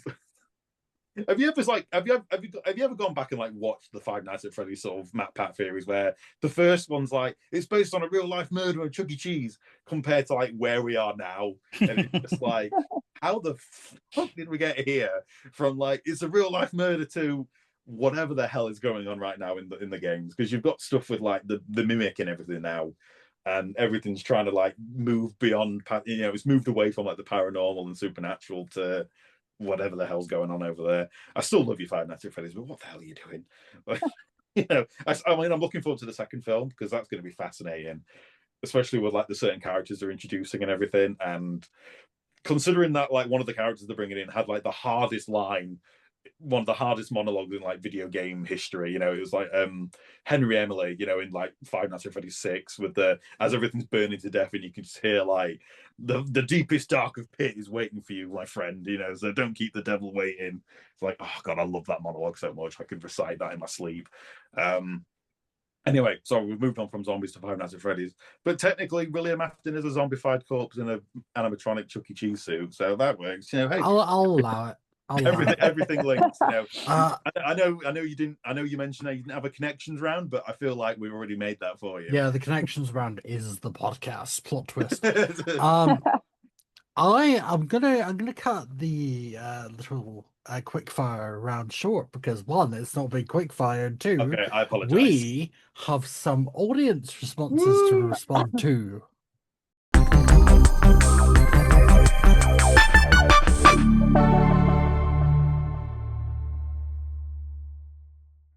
So our audience response for the question for this pod, the question was, what's the one jump scare that stayed with you, one that shook you so much that it remains a fixture in your mind, be it a movie, a game, or that one YouTube video? God. In our responses, which we got quite a fair chunk. Nice. We have Fruitcake Boy, who says that their jump scare moment is, this is going to sound weird, but the one in Finding Nemo is the jump scare that got me the most out of any I've seen. Or the one in Zootopia. Okay. I don't watch a lot of jump scare type stuff, though. Which, fair enough. Enough. I don't think anyone, unless you're actively looking for it, I don't think it's fun to just go, jump scare. I'm trying to think what the jump scare in Finding Nemo is. Is it like, the diver popping up, maybe? It might be. There's those he does just randomly appear, because I don't think it's Bruce, because he's kind of like a slow, like he's there and then a slow build, but it's not really a jump scare. Yeah. I can only think of the diver. Yeah, either the diver or like the anglerfish. Is that? Oh, the angle. Yeah, maybe. Oh, yeah. It's all in the dark in it, and then you've got yeah. That's the only, those are the only two I could think of. The next person that submits a response is my lovely husband, Cassian, who says, when you see the alien walk past in Signs, scared the shit out of 10-year-old me. Oh, that's a classic. I mean, everyone cites that. Our wonderful friend Tilly says, the fucking car advert one. You know the one. Natalia, one part of the Catnat duo, It Yes. says, jump scare that stuck with me. I pretty much never watch scary movies, but there's a film called Bad Samaritan which has David Tennant as the villain. Okay. The first jump scare is just his American accent. Yeah. No. But the moment that the main character realizes that David Tennant's character is a kidnapper really sticks with me. He breaks into this guy's house and goes to take a picture of his posh bedroom, which has all the lights off, but he can like vaguely make out the shape at first. Okay. And in the moment that picture takes, the flash turns on and it lights up the entire room for half a second. Yeah. And he sees someone tied up like right in front of him. Yeah. Oh. Every so often I remember that moment and like, damn, that was clever cinematography and an excellent jump scare. Nice. Alex from Rebellious Projects responds with Mr. X's introduction Resident Evil 2 remake. Fucking hell, yes. Nemesis for the Resident Evil 3 remake. Both of them. I think the Mr. X one's more effective because you spend so much of the game not encountering Mr. X. And he was in all the trailers and all the marketing and everything. You're like wondering where the fuck's Mr. X? And then it's not even that much like a shocking jump scare, but it just appears randomly. Like you encounter like a corridor and the way he's blocked by like a crashed helicopter. And I just remember this so clearly because obviously you're a bit scared by all the zombies and the sound effects and the rain and everything. So you can't hear much anyway. And then when you finally get to this crash helicopter anyway, it starts lifting up and you're like, oh, okay, that's kind of cool. But then there's this big hulking behemoth in a fedora and a trench coat there. And then you hear your character go, what the fuck? You hear Leon or Claire go like, what the fuck? You know what I mean? And you're just like, what the fuck? And now you've got this big hulking dude chasing after you and he just lifted up the helicopter with one hand. What's he going to do to you? And like, that's like an incredible sequence. To me, the Nemesis one doesn't quite work in remake. The original, it works better in the original because in the remake they introduced Nemesis really, really early, and he's literally just in a cutscene. You know what I mean? What was great about the Resident Evil 2 Mr. X was that it was all gameplay. It was all within the game. Like it didn't cut, and it wasn't a cutscene or anything. It was literally live in the gameplay. It didn't cut or do anything.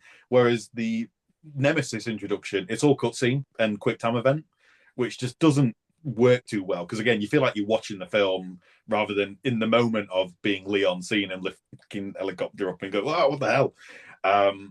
In the PlayStation 1 version of like Resident Evil 3, the original, Nemesis just comes out of nowhere in that one, and that's a fantastic kind of jump scare where he just bursts through a wall or something and you're just like, what the hell is that?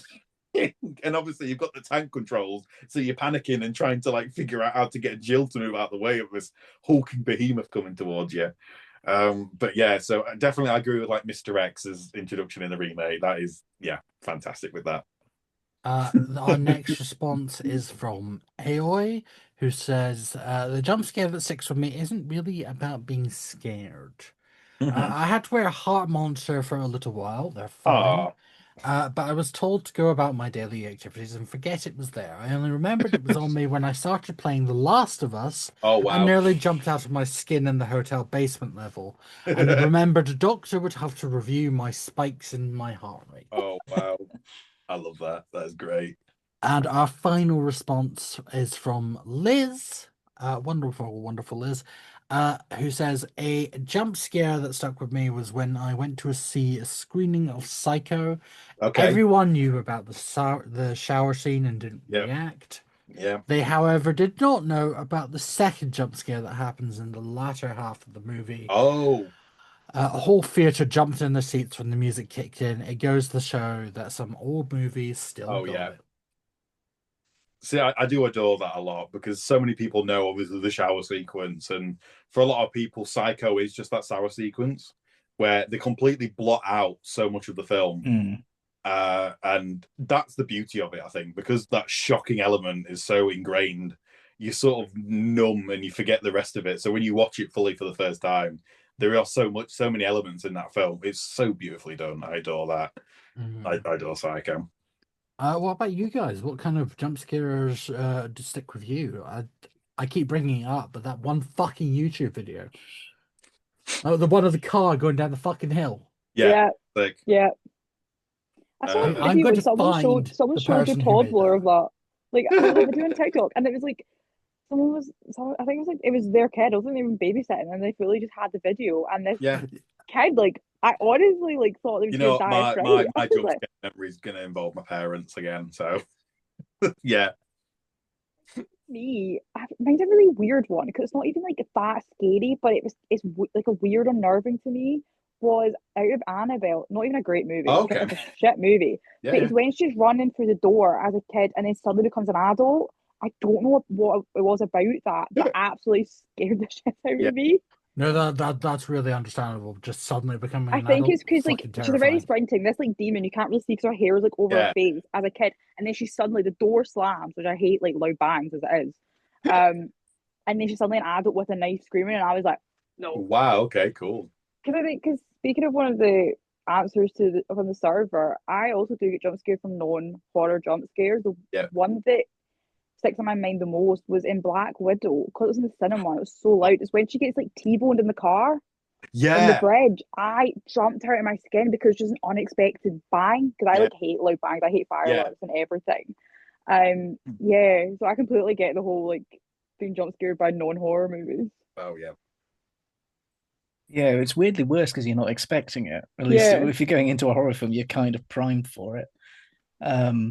I get that. I think the jump scare that sticks with me, it's a film I've never seen all the way through. I've only ever seen bits and pieces of it, but it's Exorcist 3.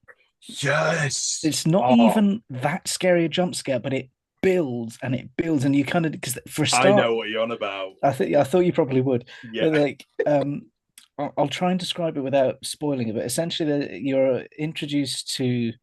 I don't even think they're like an actual character in the film outside of this one scene, if I from what I've been able to gather. But basically, there's for a start, there's like a shot of them. So it's like a nurse Yeah. in a hospital, and she's at like a desk Mhm.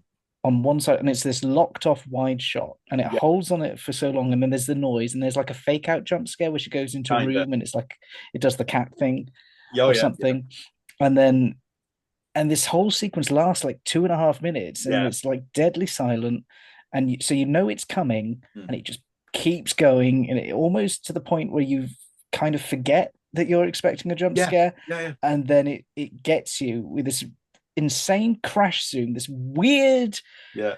noise on the soundtrack. It's not quite Yeah. music. I have no idea how they did It's like it. a weird synth scream, isn't it? It's like sort of like a synth practice. scream, but all like someone blowing through the wrong end of a saxophone. I've no idea Yeah. how they did it. It's very odd, and the visual itself is very odd. It's almost Yeah. like comical if you were to see it Yeah. out of context. And it's partly, and then it's slams cut to like a statue that's been beheaded, so you get the implication of what's Yeah. happened. But it's partly the build and Yeah. also just like 2 seconds of just what the hell did I just see? I literally can't Yeah. process it because is it funny? Is it scary? I don't Yeah. know. And it's that unnerving Yeah. quality that again I find sticks with you. And yeah. So that's I'm going to say I adore the naturalism of that scene because you are just watching a nurse sort of doing the rounds. You know, they're checking the rooms. They were sat at the desk. They're moving like the camera doesn't move whatsoever. You are locked in frame. You're watching down this corridor. There's like a door to the left. There's a door to the right. There's something way off in the distance. You know, it's nighttime as well. So it's a nighttime shoot. There's shadows and things going about. yes. You are just on alert watching it all the way through, but then you sort of get sucked into it. You know what I mean? It's kind of like you're watching a freeze frame and you sort of forget you're watching a film. Exactly. Yeah. I mean, watching it out of context, you kind of like, why is this the scariest jump scare? But you need to be immersed in that moment. It's the naturalism of it. But no, yeah, I adore that jump scare as well. Oh my goodness! I mean, so for me, my turn. There's so many. I've been exposed to so many jump scares since I was little. You know, like I mentioned earlier, my parents got me into horror films and everything. Loads of jump scares here and there. The one that will stick with me forever, and it's not even a horror film. It's a YouTube video, like a lot of us have watched. But it was around 2009 or something daft like that. It was like 2009, 2010. And I remember my mum going, "Oh, there's this video that you want to watch that you should watch on YouTube." And I was like, "Okay, yeah." So she put it on this laptop for me, and I started watching it. I can't remember what the video was. It was something like, "Oh, if you watch carefully, you see Michael Jackson's ghost or something daft like." Because Michael Jackson had just passed away, and she knew I was a big Michael Jackson fan. So it was like, "Oh, watch this video of like it was like his house or something." And it was like, "Oh, if you watch this footage, you see his ghost walking through the thing." So I'm like watching really closely, sort of see if I can see the ghost. Because again, I was into ghosts. I wanted to see like the horror haunting stuff. I was into Most Haunted and all stuff like that. You know, watching all that. So I was watching really closely, checking it. And then all of a sudden, I remember the image so clearly. I don't even know if it was a real image or not. But all of a sudden, I was watching it, and because I was so close to the screen, just this horrific image of Michael Jackson appeared on the screen as the jump scare, with like his eyes pulling his eyelids out, like putting the bottom eyelid over the top of his eyelid. Ooh. And it was like a weird, I don't know if it was like a real image or not, if it was like edited, or if it was him kind of like proving that his face wasn't fake or something, because there was a lot of talk about him doing the plastic surgery and stuff. But that image just of him going like freaked the hell out of me. I remember jumping, like I could have beaten like the world record for like long jump at that point. Because of how far I bloody jumped with that. Another jump scare, again, it's a YouTube video and it's linked to COD Zombies. There was like a weird Samantha's ghost Easter egg, watch now and how to solve it. So it was someone doing like an Easter egg step guide of like, you go over to this part of the map, you shoot that bit, you go over to this part of the map, you crouch down here. And what was interesting about this one was I got my little brother to watch it with me, and he was way younger than me. And I didn't know it was actually a jump scare. So I was watching it with him going, oh, Rogan, we could do this Easter egg together if we watch it. So we sat there watching it intently, writing down all the steps, figuring it all out and everything. And then, oh my goodness, it was just bloody... Yeah, no, it was a really good one. And obviously it did end up in a jump scare, and that freaked out me and my little brother. So that was something that he hated, but then it's something that we ended up like growing up with and like learning about and everything. And it was like a weird bonding experience of like we both experienced something really terrifying together. So that's just like my two classic sort of jump scares. But yeah, I think that's it. I mean, I guess there's a few film jump scares and everything, but they're the two that mainly stick with me. I think like the YouTube videos. Well, with that, then I guess it's on to the next bit, which I've not actually picked yet. I will probably after the jingle, but it's time. Jump scare.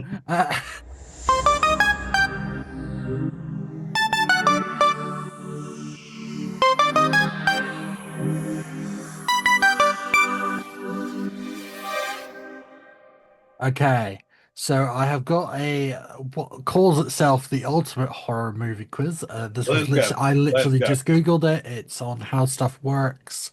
I wish my brother knew this because he'd know this. He probably would. It does, scrolling down, it looks easy. I think even I could answer most of this. But what we'll do is we'll give each of you a little sound effect. Okay. It will be game show rules. Right. So Thomas, I would like you to pick your sound. Okay. Do I have a list or do I just No, you're picking it now. What I'm gonna sound pick are the you sound. Oh my god. I kind of want from The Exorcist. Do you know what she did? Because like for some reason, like she ends up having this weird guy's voice. Okay, so you're going to say that every time you're ready to answer. Shit. Yeah, sure. Okay. What sound would you like to make? I'm gonna go basic. I'm just gonna say boo. Right, boo, good.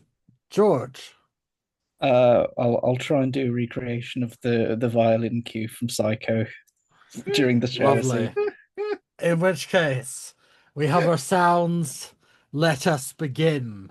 Question 1. What is the name of the killer clown in Stephen King's... Do you know what she did? God, I don't know who fucking got that first. It was just a hooray of sounds. I'm going to guess Thomas. But Thomas, before you answer, let me read. It is a multiple choice. Let me read this. Okay. So the options are Bowser, Captain right. Spaulding. Oh, okay. That's from a different film. Pennywise. Yeah. Or Mr. Mime. Oh my god. Well, obviously, who wouldn't know this? But it's obviously Pennywise, the dancing clown. But that's not actually what it is. That's kind of like a form of it in a way. So it's basically like, again, sorry to use like a Harry Potter reference, but it's kind of like a boggart where it represents what you're most afraid of. It does say in the, because you did get a correct answer, it does say that technically the it monster is more than just a clown, as it can shapeshift to represent your greatest fear. Next question. What is the name of the main villain in the original Texas Chainsaw Massacre? Leatherface. That is the first option. There you go. You got to hear what the other options were? Sure. Pinhead, Ghostface, Slicey McStabby. I Can we wish it was get a that one. bonus point for what their name actually is? Because that's kind of like a nickname for them. Oh, is it Baba Sawyer? Yeah, there you go. You got it. Yeah. Yes. However, like many films, there's been multiple names for. I was going this to say guy. there's another name. Yeah, and I Jedediah. haven't seen those ones. Yeah, I've there's only seen like Jeb first Sawyer, two. Bubba Sawyer. I'm trying to think. There's quite a few, but yeah, for some reason they keep changing his name. Yeah. Okay. What is the name of the hotel where The Shining takes place? George. You know The what? Overlook Hotel. Oh, of course. Overlook Hotel. The other options were Grand Frontier, Overwatch Hotel, Glacier Peak. Okay. And of course, it is the Overlook Hotel. Yes. What was the name of the infamous fishing boat used in the climactic shark hunt at the end of Jaws? Rogan knows this. Yeah. George? Orca, I think. Orca is on here. The options were Spellbound, Orca, High Tide, Boy Oh Boy. Orca sounds over. Yeah. And it is Orca. Yay. Next question is, how does the mostly unseen monster from It Follows decide who to target? You know what she did? Go on. So I think, oh god, because it's kind of like a metaphor for like STDs and stuff. And Do you want the specific wording to be safe? Yeah, go for the multiple choice. Sexual partners, virgins, atheists, or females only. I think it's sexual partners. And that is correct. The movie is a metaphor for an STD. Yeah, yeah. But that's a great film because a lot of that is really great because you just see the people in the background just sort of following you, and it's just like, what the hell? It's one of them great films where you have to keep watching the background for stuff, and it's just like, what the hell? Like one of my favorite scares in the It remake, it's like got Ben in the library, and you can just see the librarians suddenly stop doing what they're doing, and then you just see them smiling in the background, like Pennywise and stuff, just watching Ben reading this book, and you just don't see that shit until you're looking for it. It's amazing. Okay. Who was the main protagonist in the Scream series? Yeah. Oh, God. Sidney Prescott. Sidney. Correct. The other options were Dewey Riley, Casey Becker, or Cotton Weary. Okay, yeah. Before he was caught and burned to death by angry townspeople, Freddy Kreuger was a serial killer known as the what? Do you know what she did? Go on, Thomas. The Springwood Slasher, I think. Okay. Do you want to know all the options that were on here? Yeah, hit me. Elm Street Murderer, Ohio State Stabber, No. Kitty Killer. Oh, are they the options? Yeah, and Springwood Slasher is here and is the correct answer. Okay, thank goodness for that. I got worried then. What is the name of the mysterious hypnotic location that Chris finds himself during Get Out? You know what she did? Thomas? It's the you're in the sunken place. The sunken place is there. Yeah. The other options were Teacup, Apple Orchard, or the alternate world. You're in the teacup. And it was the sunken place. Oh, I love that film so much. The Purge is about a 24-hour period where all crime is legal in America. How often does this happen? In this modern age, all the time. Once a year? You think once a year? The options were once every 6 months, once a month, once every 5 years, and it is once a year. Once a year, yeah. The bad guy in Don't Breathe might be old and blind, but he's hiding a big secret in the basement. What is it? Is it $1 million, a secret drug operation, a kidnapped woman, or stolen government documents? You know what she did? Thomas? This film will horrify me forever watching this, but yeah, it is unfortunately a kidnapped woman. Yeah, it's quite messed up. It's one of them films that you watch and you just like, you had no idea it was going here. You had no idea it was going there. Oh yeah, no, I just read what the correct. I'm not going to say for spoiler's sake, but Jesus Christ, it is grim. It is horrendous. Michael Myers' mask is actually a mask for what Star You know Trek what she character? did? I don't know it who fucking got was that. I'm gonna say M because M. Go on, Em. Yeah, Captain Kirk. Okay. yeah. I'm just gonna click on it.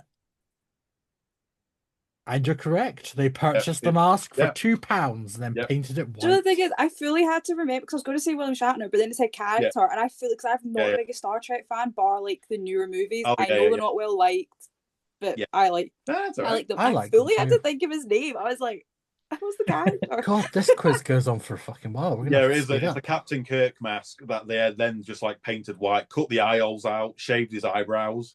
But then later dyed on in the it black. franchise, the mask looks so awful. I'm like, that cannot still be William Shatner as a mask. Mhm. Like, there's no way. I mean, Have you seen how it? he The aged? mask looks scarier than what they did to make it Michael Myers. Okay. Which film is typically credited as a? How do I fucking say that? Come on. Which film is typically credited as? I can't pronounce it, but it's the genre of found footage horror movies. Oh God. The No, what you did, George? Blair Witch Project. Incorrect. Oh, do you know what she did? Go on, Thomas. Ghostwatch. Nope. Really? Okay, sure. George? Cannibal Holocaust. Cannibal Holocaust Cannibal was the correct yeah, answer. Oh. Yeah. Yeah, Oh, it released back in 1980. The film was so graphic and realistic that the director had to prove he hadn't actually murdered the actors. Yeah. They actually went to court and everything. It was proper. Yeah. They killed like actual animals and everything on set. It's grim. It is just one of the grim films. It's sad because you are just watching like actual animals die and stuff, and it's just like, great. This is not. Oh, Yeah. I just realized how to pronounce the word because for some reason on this quiz, there's a weird glitch happening with the end of it, and it's not actually a whole word. It is just creating. Oh, okay. But because it's got a weird A and a symbol at the end of it, I thought it was a different word. But Right, I'm aware now. We're back on track. If you are unlucky enough to watch the curse videotape in the ring, you get a phone call. What does the voice say? You know what you did? Thomas. Well, she didn't say that. It's the wrong answer. Yeah, psych, that's the wrong number. You've just lost £1 million. No. So of course, famously, it's 7 days. Because it's like the 7-day curse. Honestly, the ring's fantastic. Both versions are quite good. I do prefer, admittedly, the Japanese kind of original, the Ringu, because it's funnier to say. You know, it sounds like Pingu, which that's a whole different horror film. Answer the phone. Dr. Hannibal Lecter, an imprisoned cannibalistic serial killer, helps the FBI track which fictional criminal in You know what Silence she of did? Lambs. Thomas. It's Buffalo Bill. Doo-doo. Correct. Yeah, I mean, because obviously I've just recently seen the Ed Gein story on Netflix, and that goes into like so many of the films Ed Gein inspired, quote unquote, and obviously Silence of the Lambs. I mentioned Silence of the Lambs earlier as well. It all comes full circle, baby. The Conjuring franchise contains a possessed doll who went to have its own spin-off series of movies. What was the doll's name? Annabelle. Correct. I would love to meet Annabelle because I think it's still actually in like behind the glass. I didn't realise what Annabelle actually looked like, and it's like we have one of those dolls in our house. Yeah, it's a legit Raggedy Ann doll. It's a Raggedy Ann doll. Which I actually used as my peg doll outfit because I was so small when I was a peg doll. I fully just used Raggedy Ann's clothes. Everyone knows about the original killer in the Saw series as Jigsaw, but what was his real name? You know what she did? Thomas? It's Mr. John Kramer. Correct. Yes. Silence of the Lambs won 5 different Academy Awards. What category did it not win an Oscar for?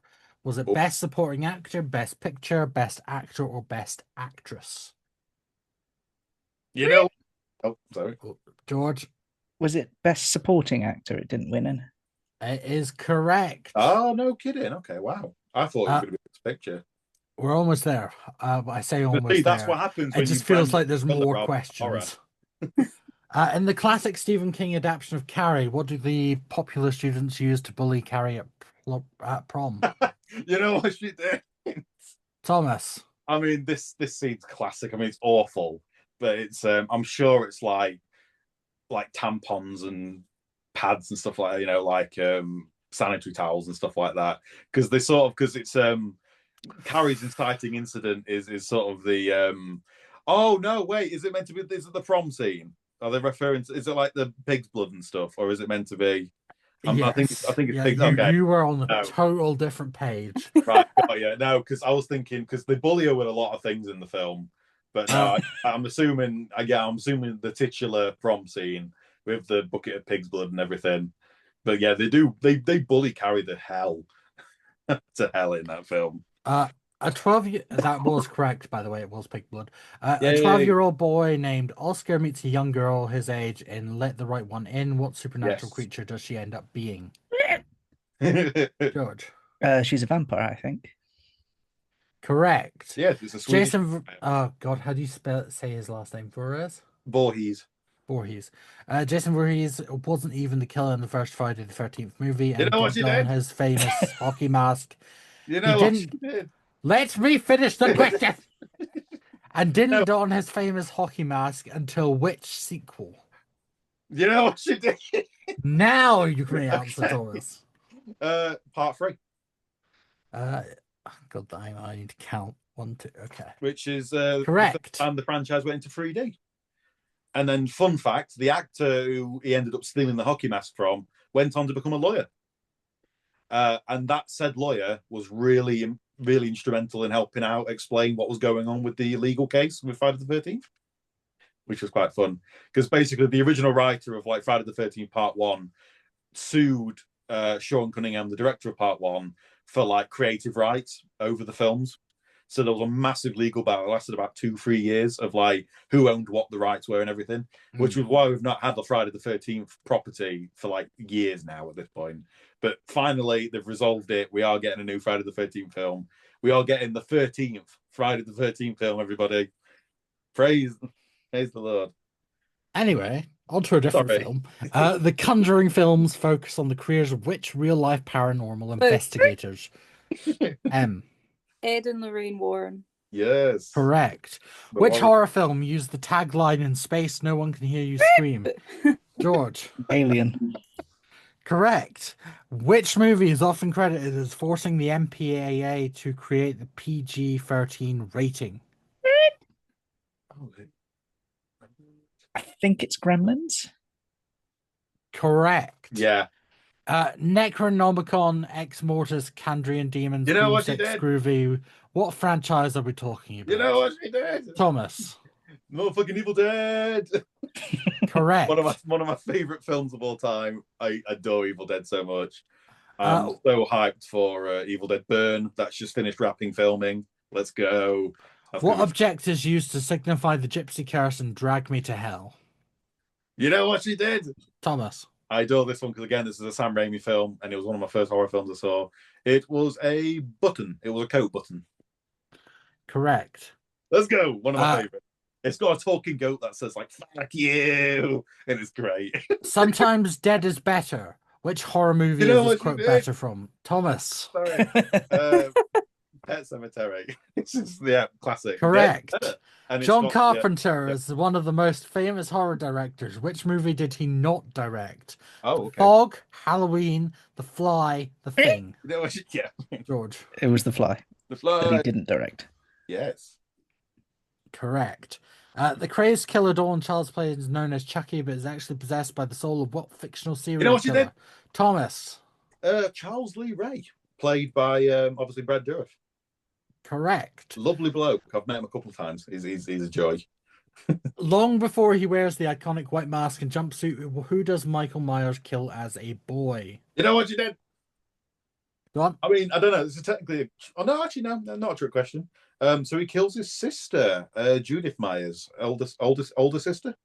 Yeah. Yes, correct. there you go, Michael. And it's weird because he's looking at the knife while stabbing someone. So he could be hitting anything, to be honest with you. Okay. Like the bathroom Last sink, for all he knows. Last one, and it all ties back up. Okay. Which classic Alfred Hitchcock horror film featured the iconic shower scene? Boo. Psycho. Psycho. Correct. We are done. 29 out of 30 is Let's not go. bad. Great job, well done, everyone. Which, with the quiz ending, I'm just going to assume Thomas took the most points. There. No, I don't know. I don't want to like take. Cause, No, you've done it. You've done it now. It's got you even threw some little facts in between. Oh yeah. I mean, Oh. I even got bonus points for like. Well, now I haven't got bonus points for Bubba. Get him, Bubba. Fucking horror movie nerds. Anyway, so before we go, is there anything you guys want to promote or put out there? Obviously, Thomas, I know you've got Hoovy and Wayfarer. Yes, thank you. Yeah, that's classic. I mean, do you want me to go first with that, or? Well, I've introduced it, so you kind of have to. Yeah, no, it's okay. Yeah, so obviously I've got a YouTube channel now. It's going strong. It's called The Whovian Wayfarer, which is quite funny because the current state of Doctor Who is crickets. So we had recorded this before we got the big news that Doctor Who was going to continue. Sorry, Thomas, that aged like milk.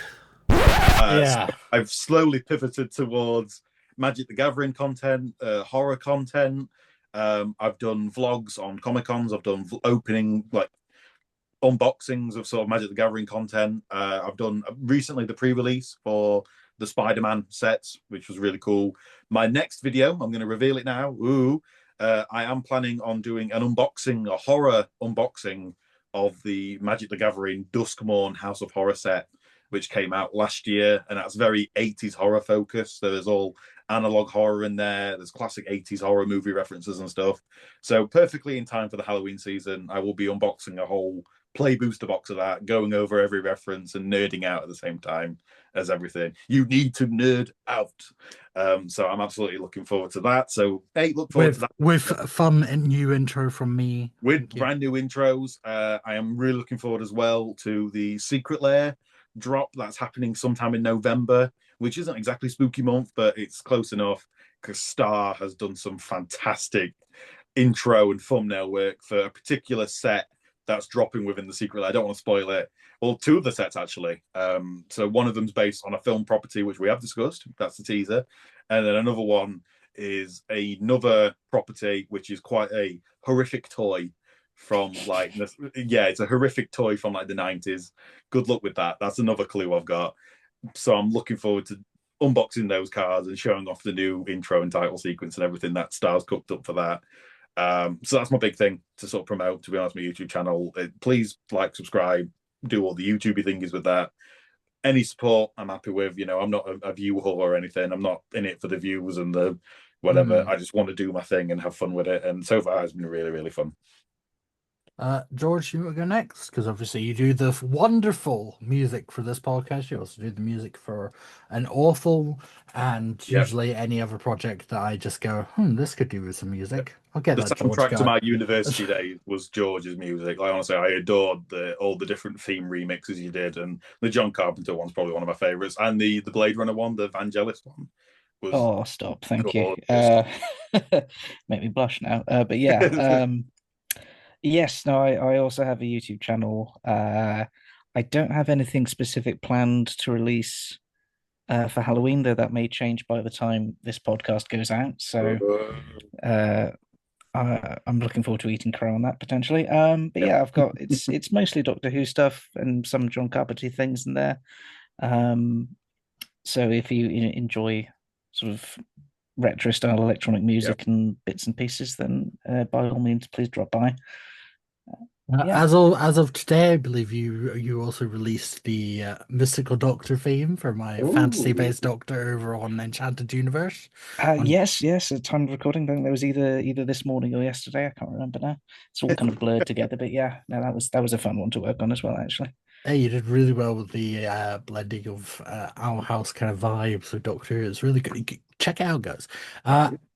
Do you want to share your TikTok? Because you do some wonderful editing. Oh, thank you. I've not made an edit in a while. I've been really busy, and CapCut's been an absolute mess. And I do know how to use Premiere Pro, but it's trying to get like on a computer for it because it's so powerful. But I have a TikTok and Instagram both at androzaniedits. I mainly kind of talk about more comic book stuff that I'm reading now, but occasionally I post the odd edit of whatever we're hyperfixated on, and it literally can range from like Superman, horror, Doctor Who, Star Wars. I even got some Pirates of the Caribbean stuff going on there, like some X-Men. Like, yeah, it could really be Wasn't it anything. specifically Lego Pirates of the Yeah, Caribbean? I'm Oh saying my like God, Pirates of the yes. Caribbean. Well, with that then, that is the end of the podcast. Woo-hoo. So thank you all for joining me on this horrifying experience. Now we must go back into the real world. To quote the Raven, nevermore.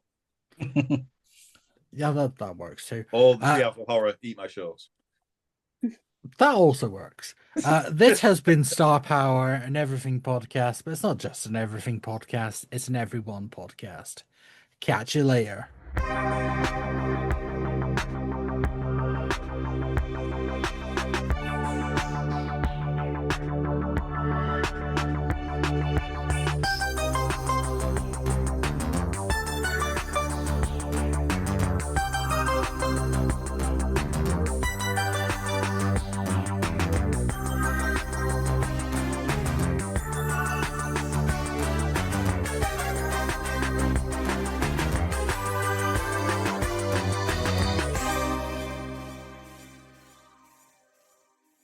If you enjoyed this episode of Star Power and Everything podcast, then please consider subscribing or leaving a comment or maybe a like or a follow or whatever it is your platform that you use for listening to podcasts does.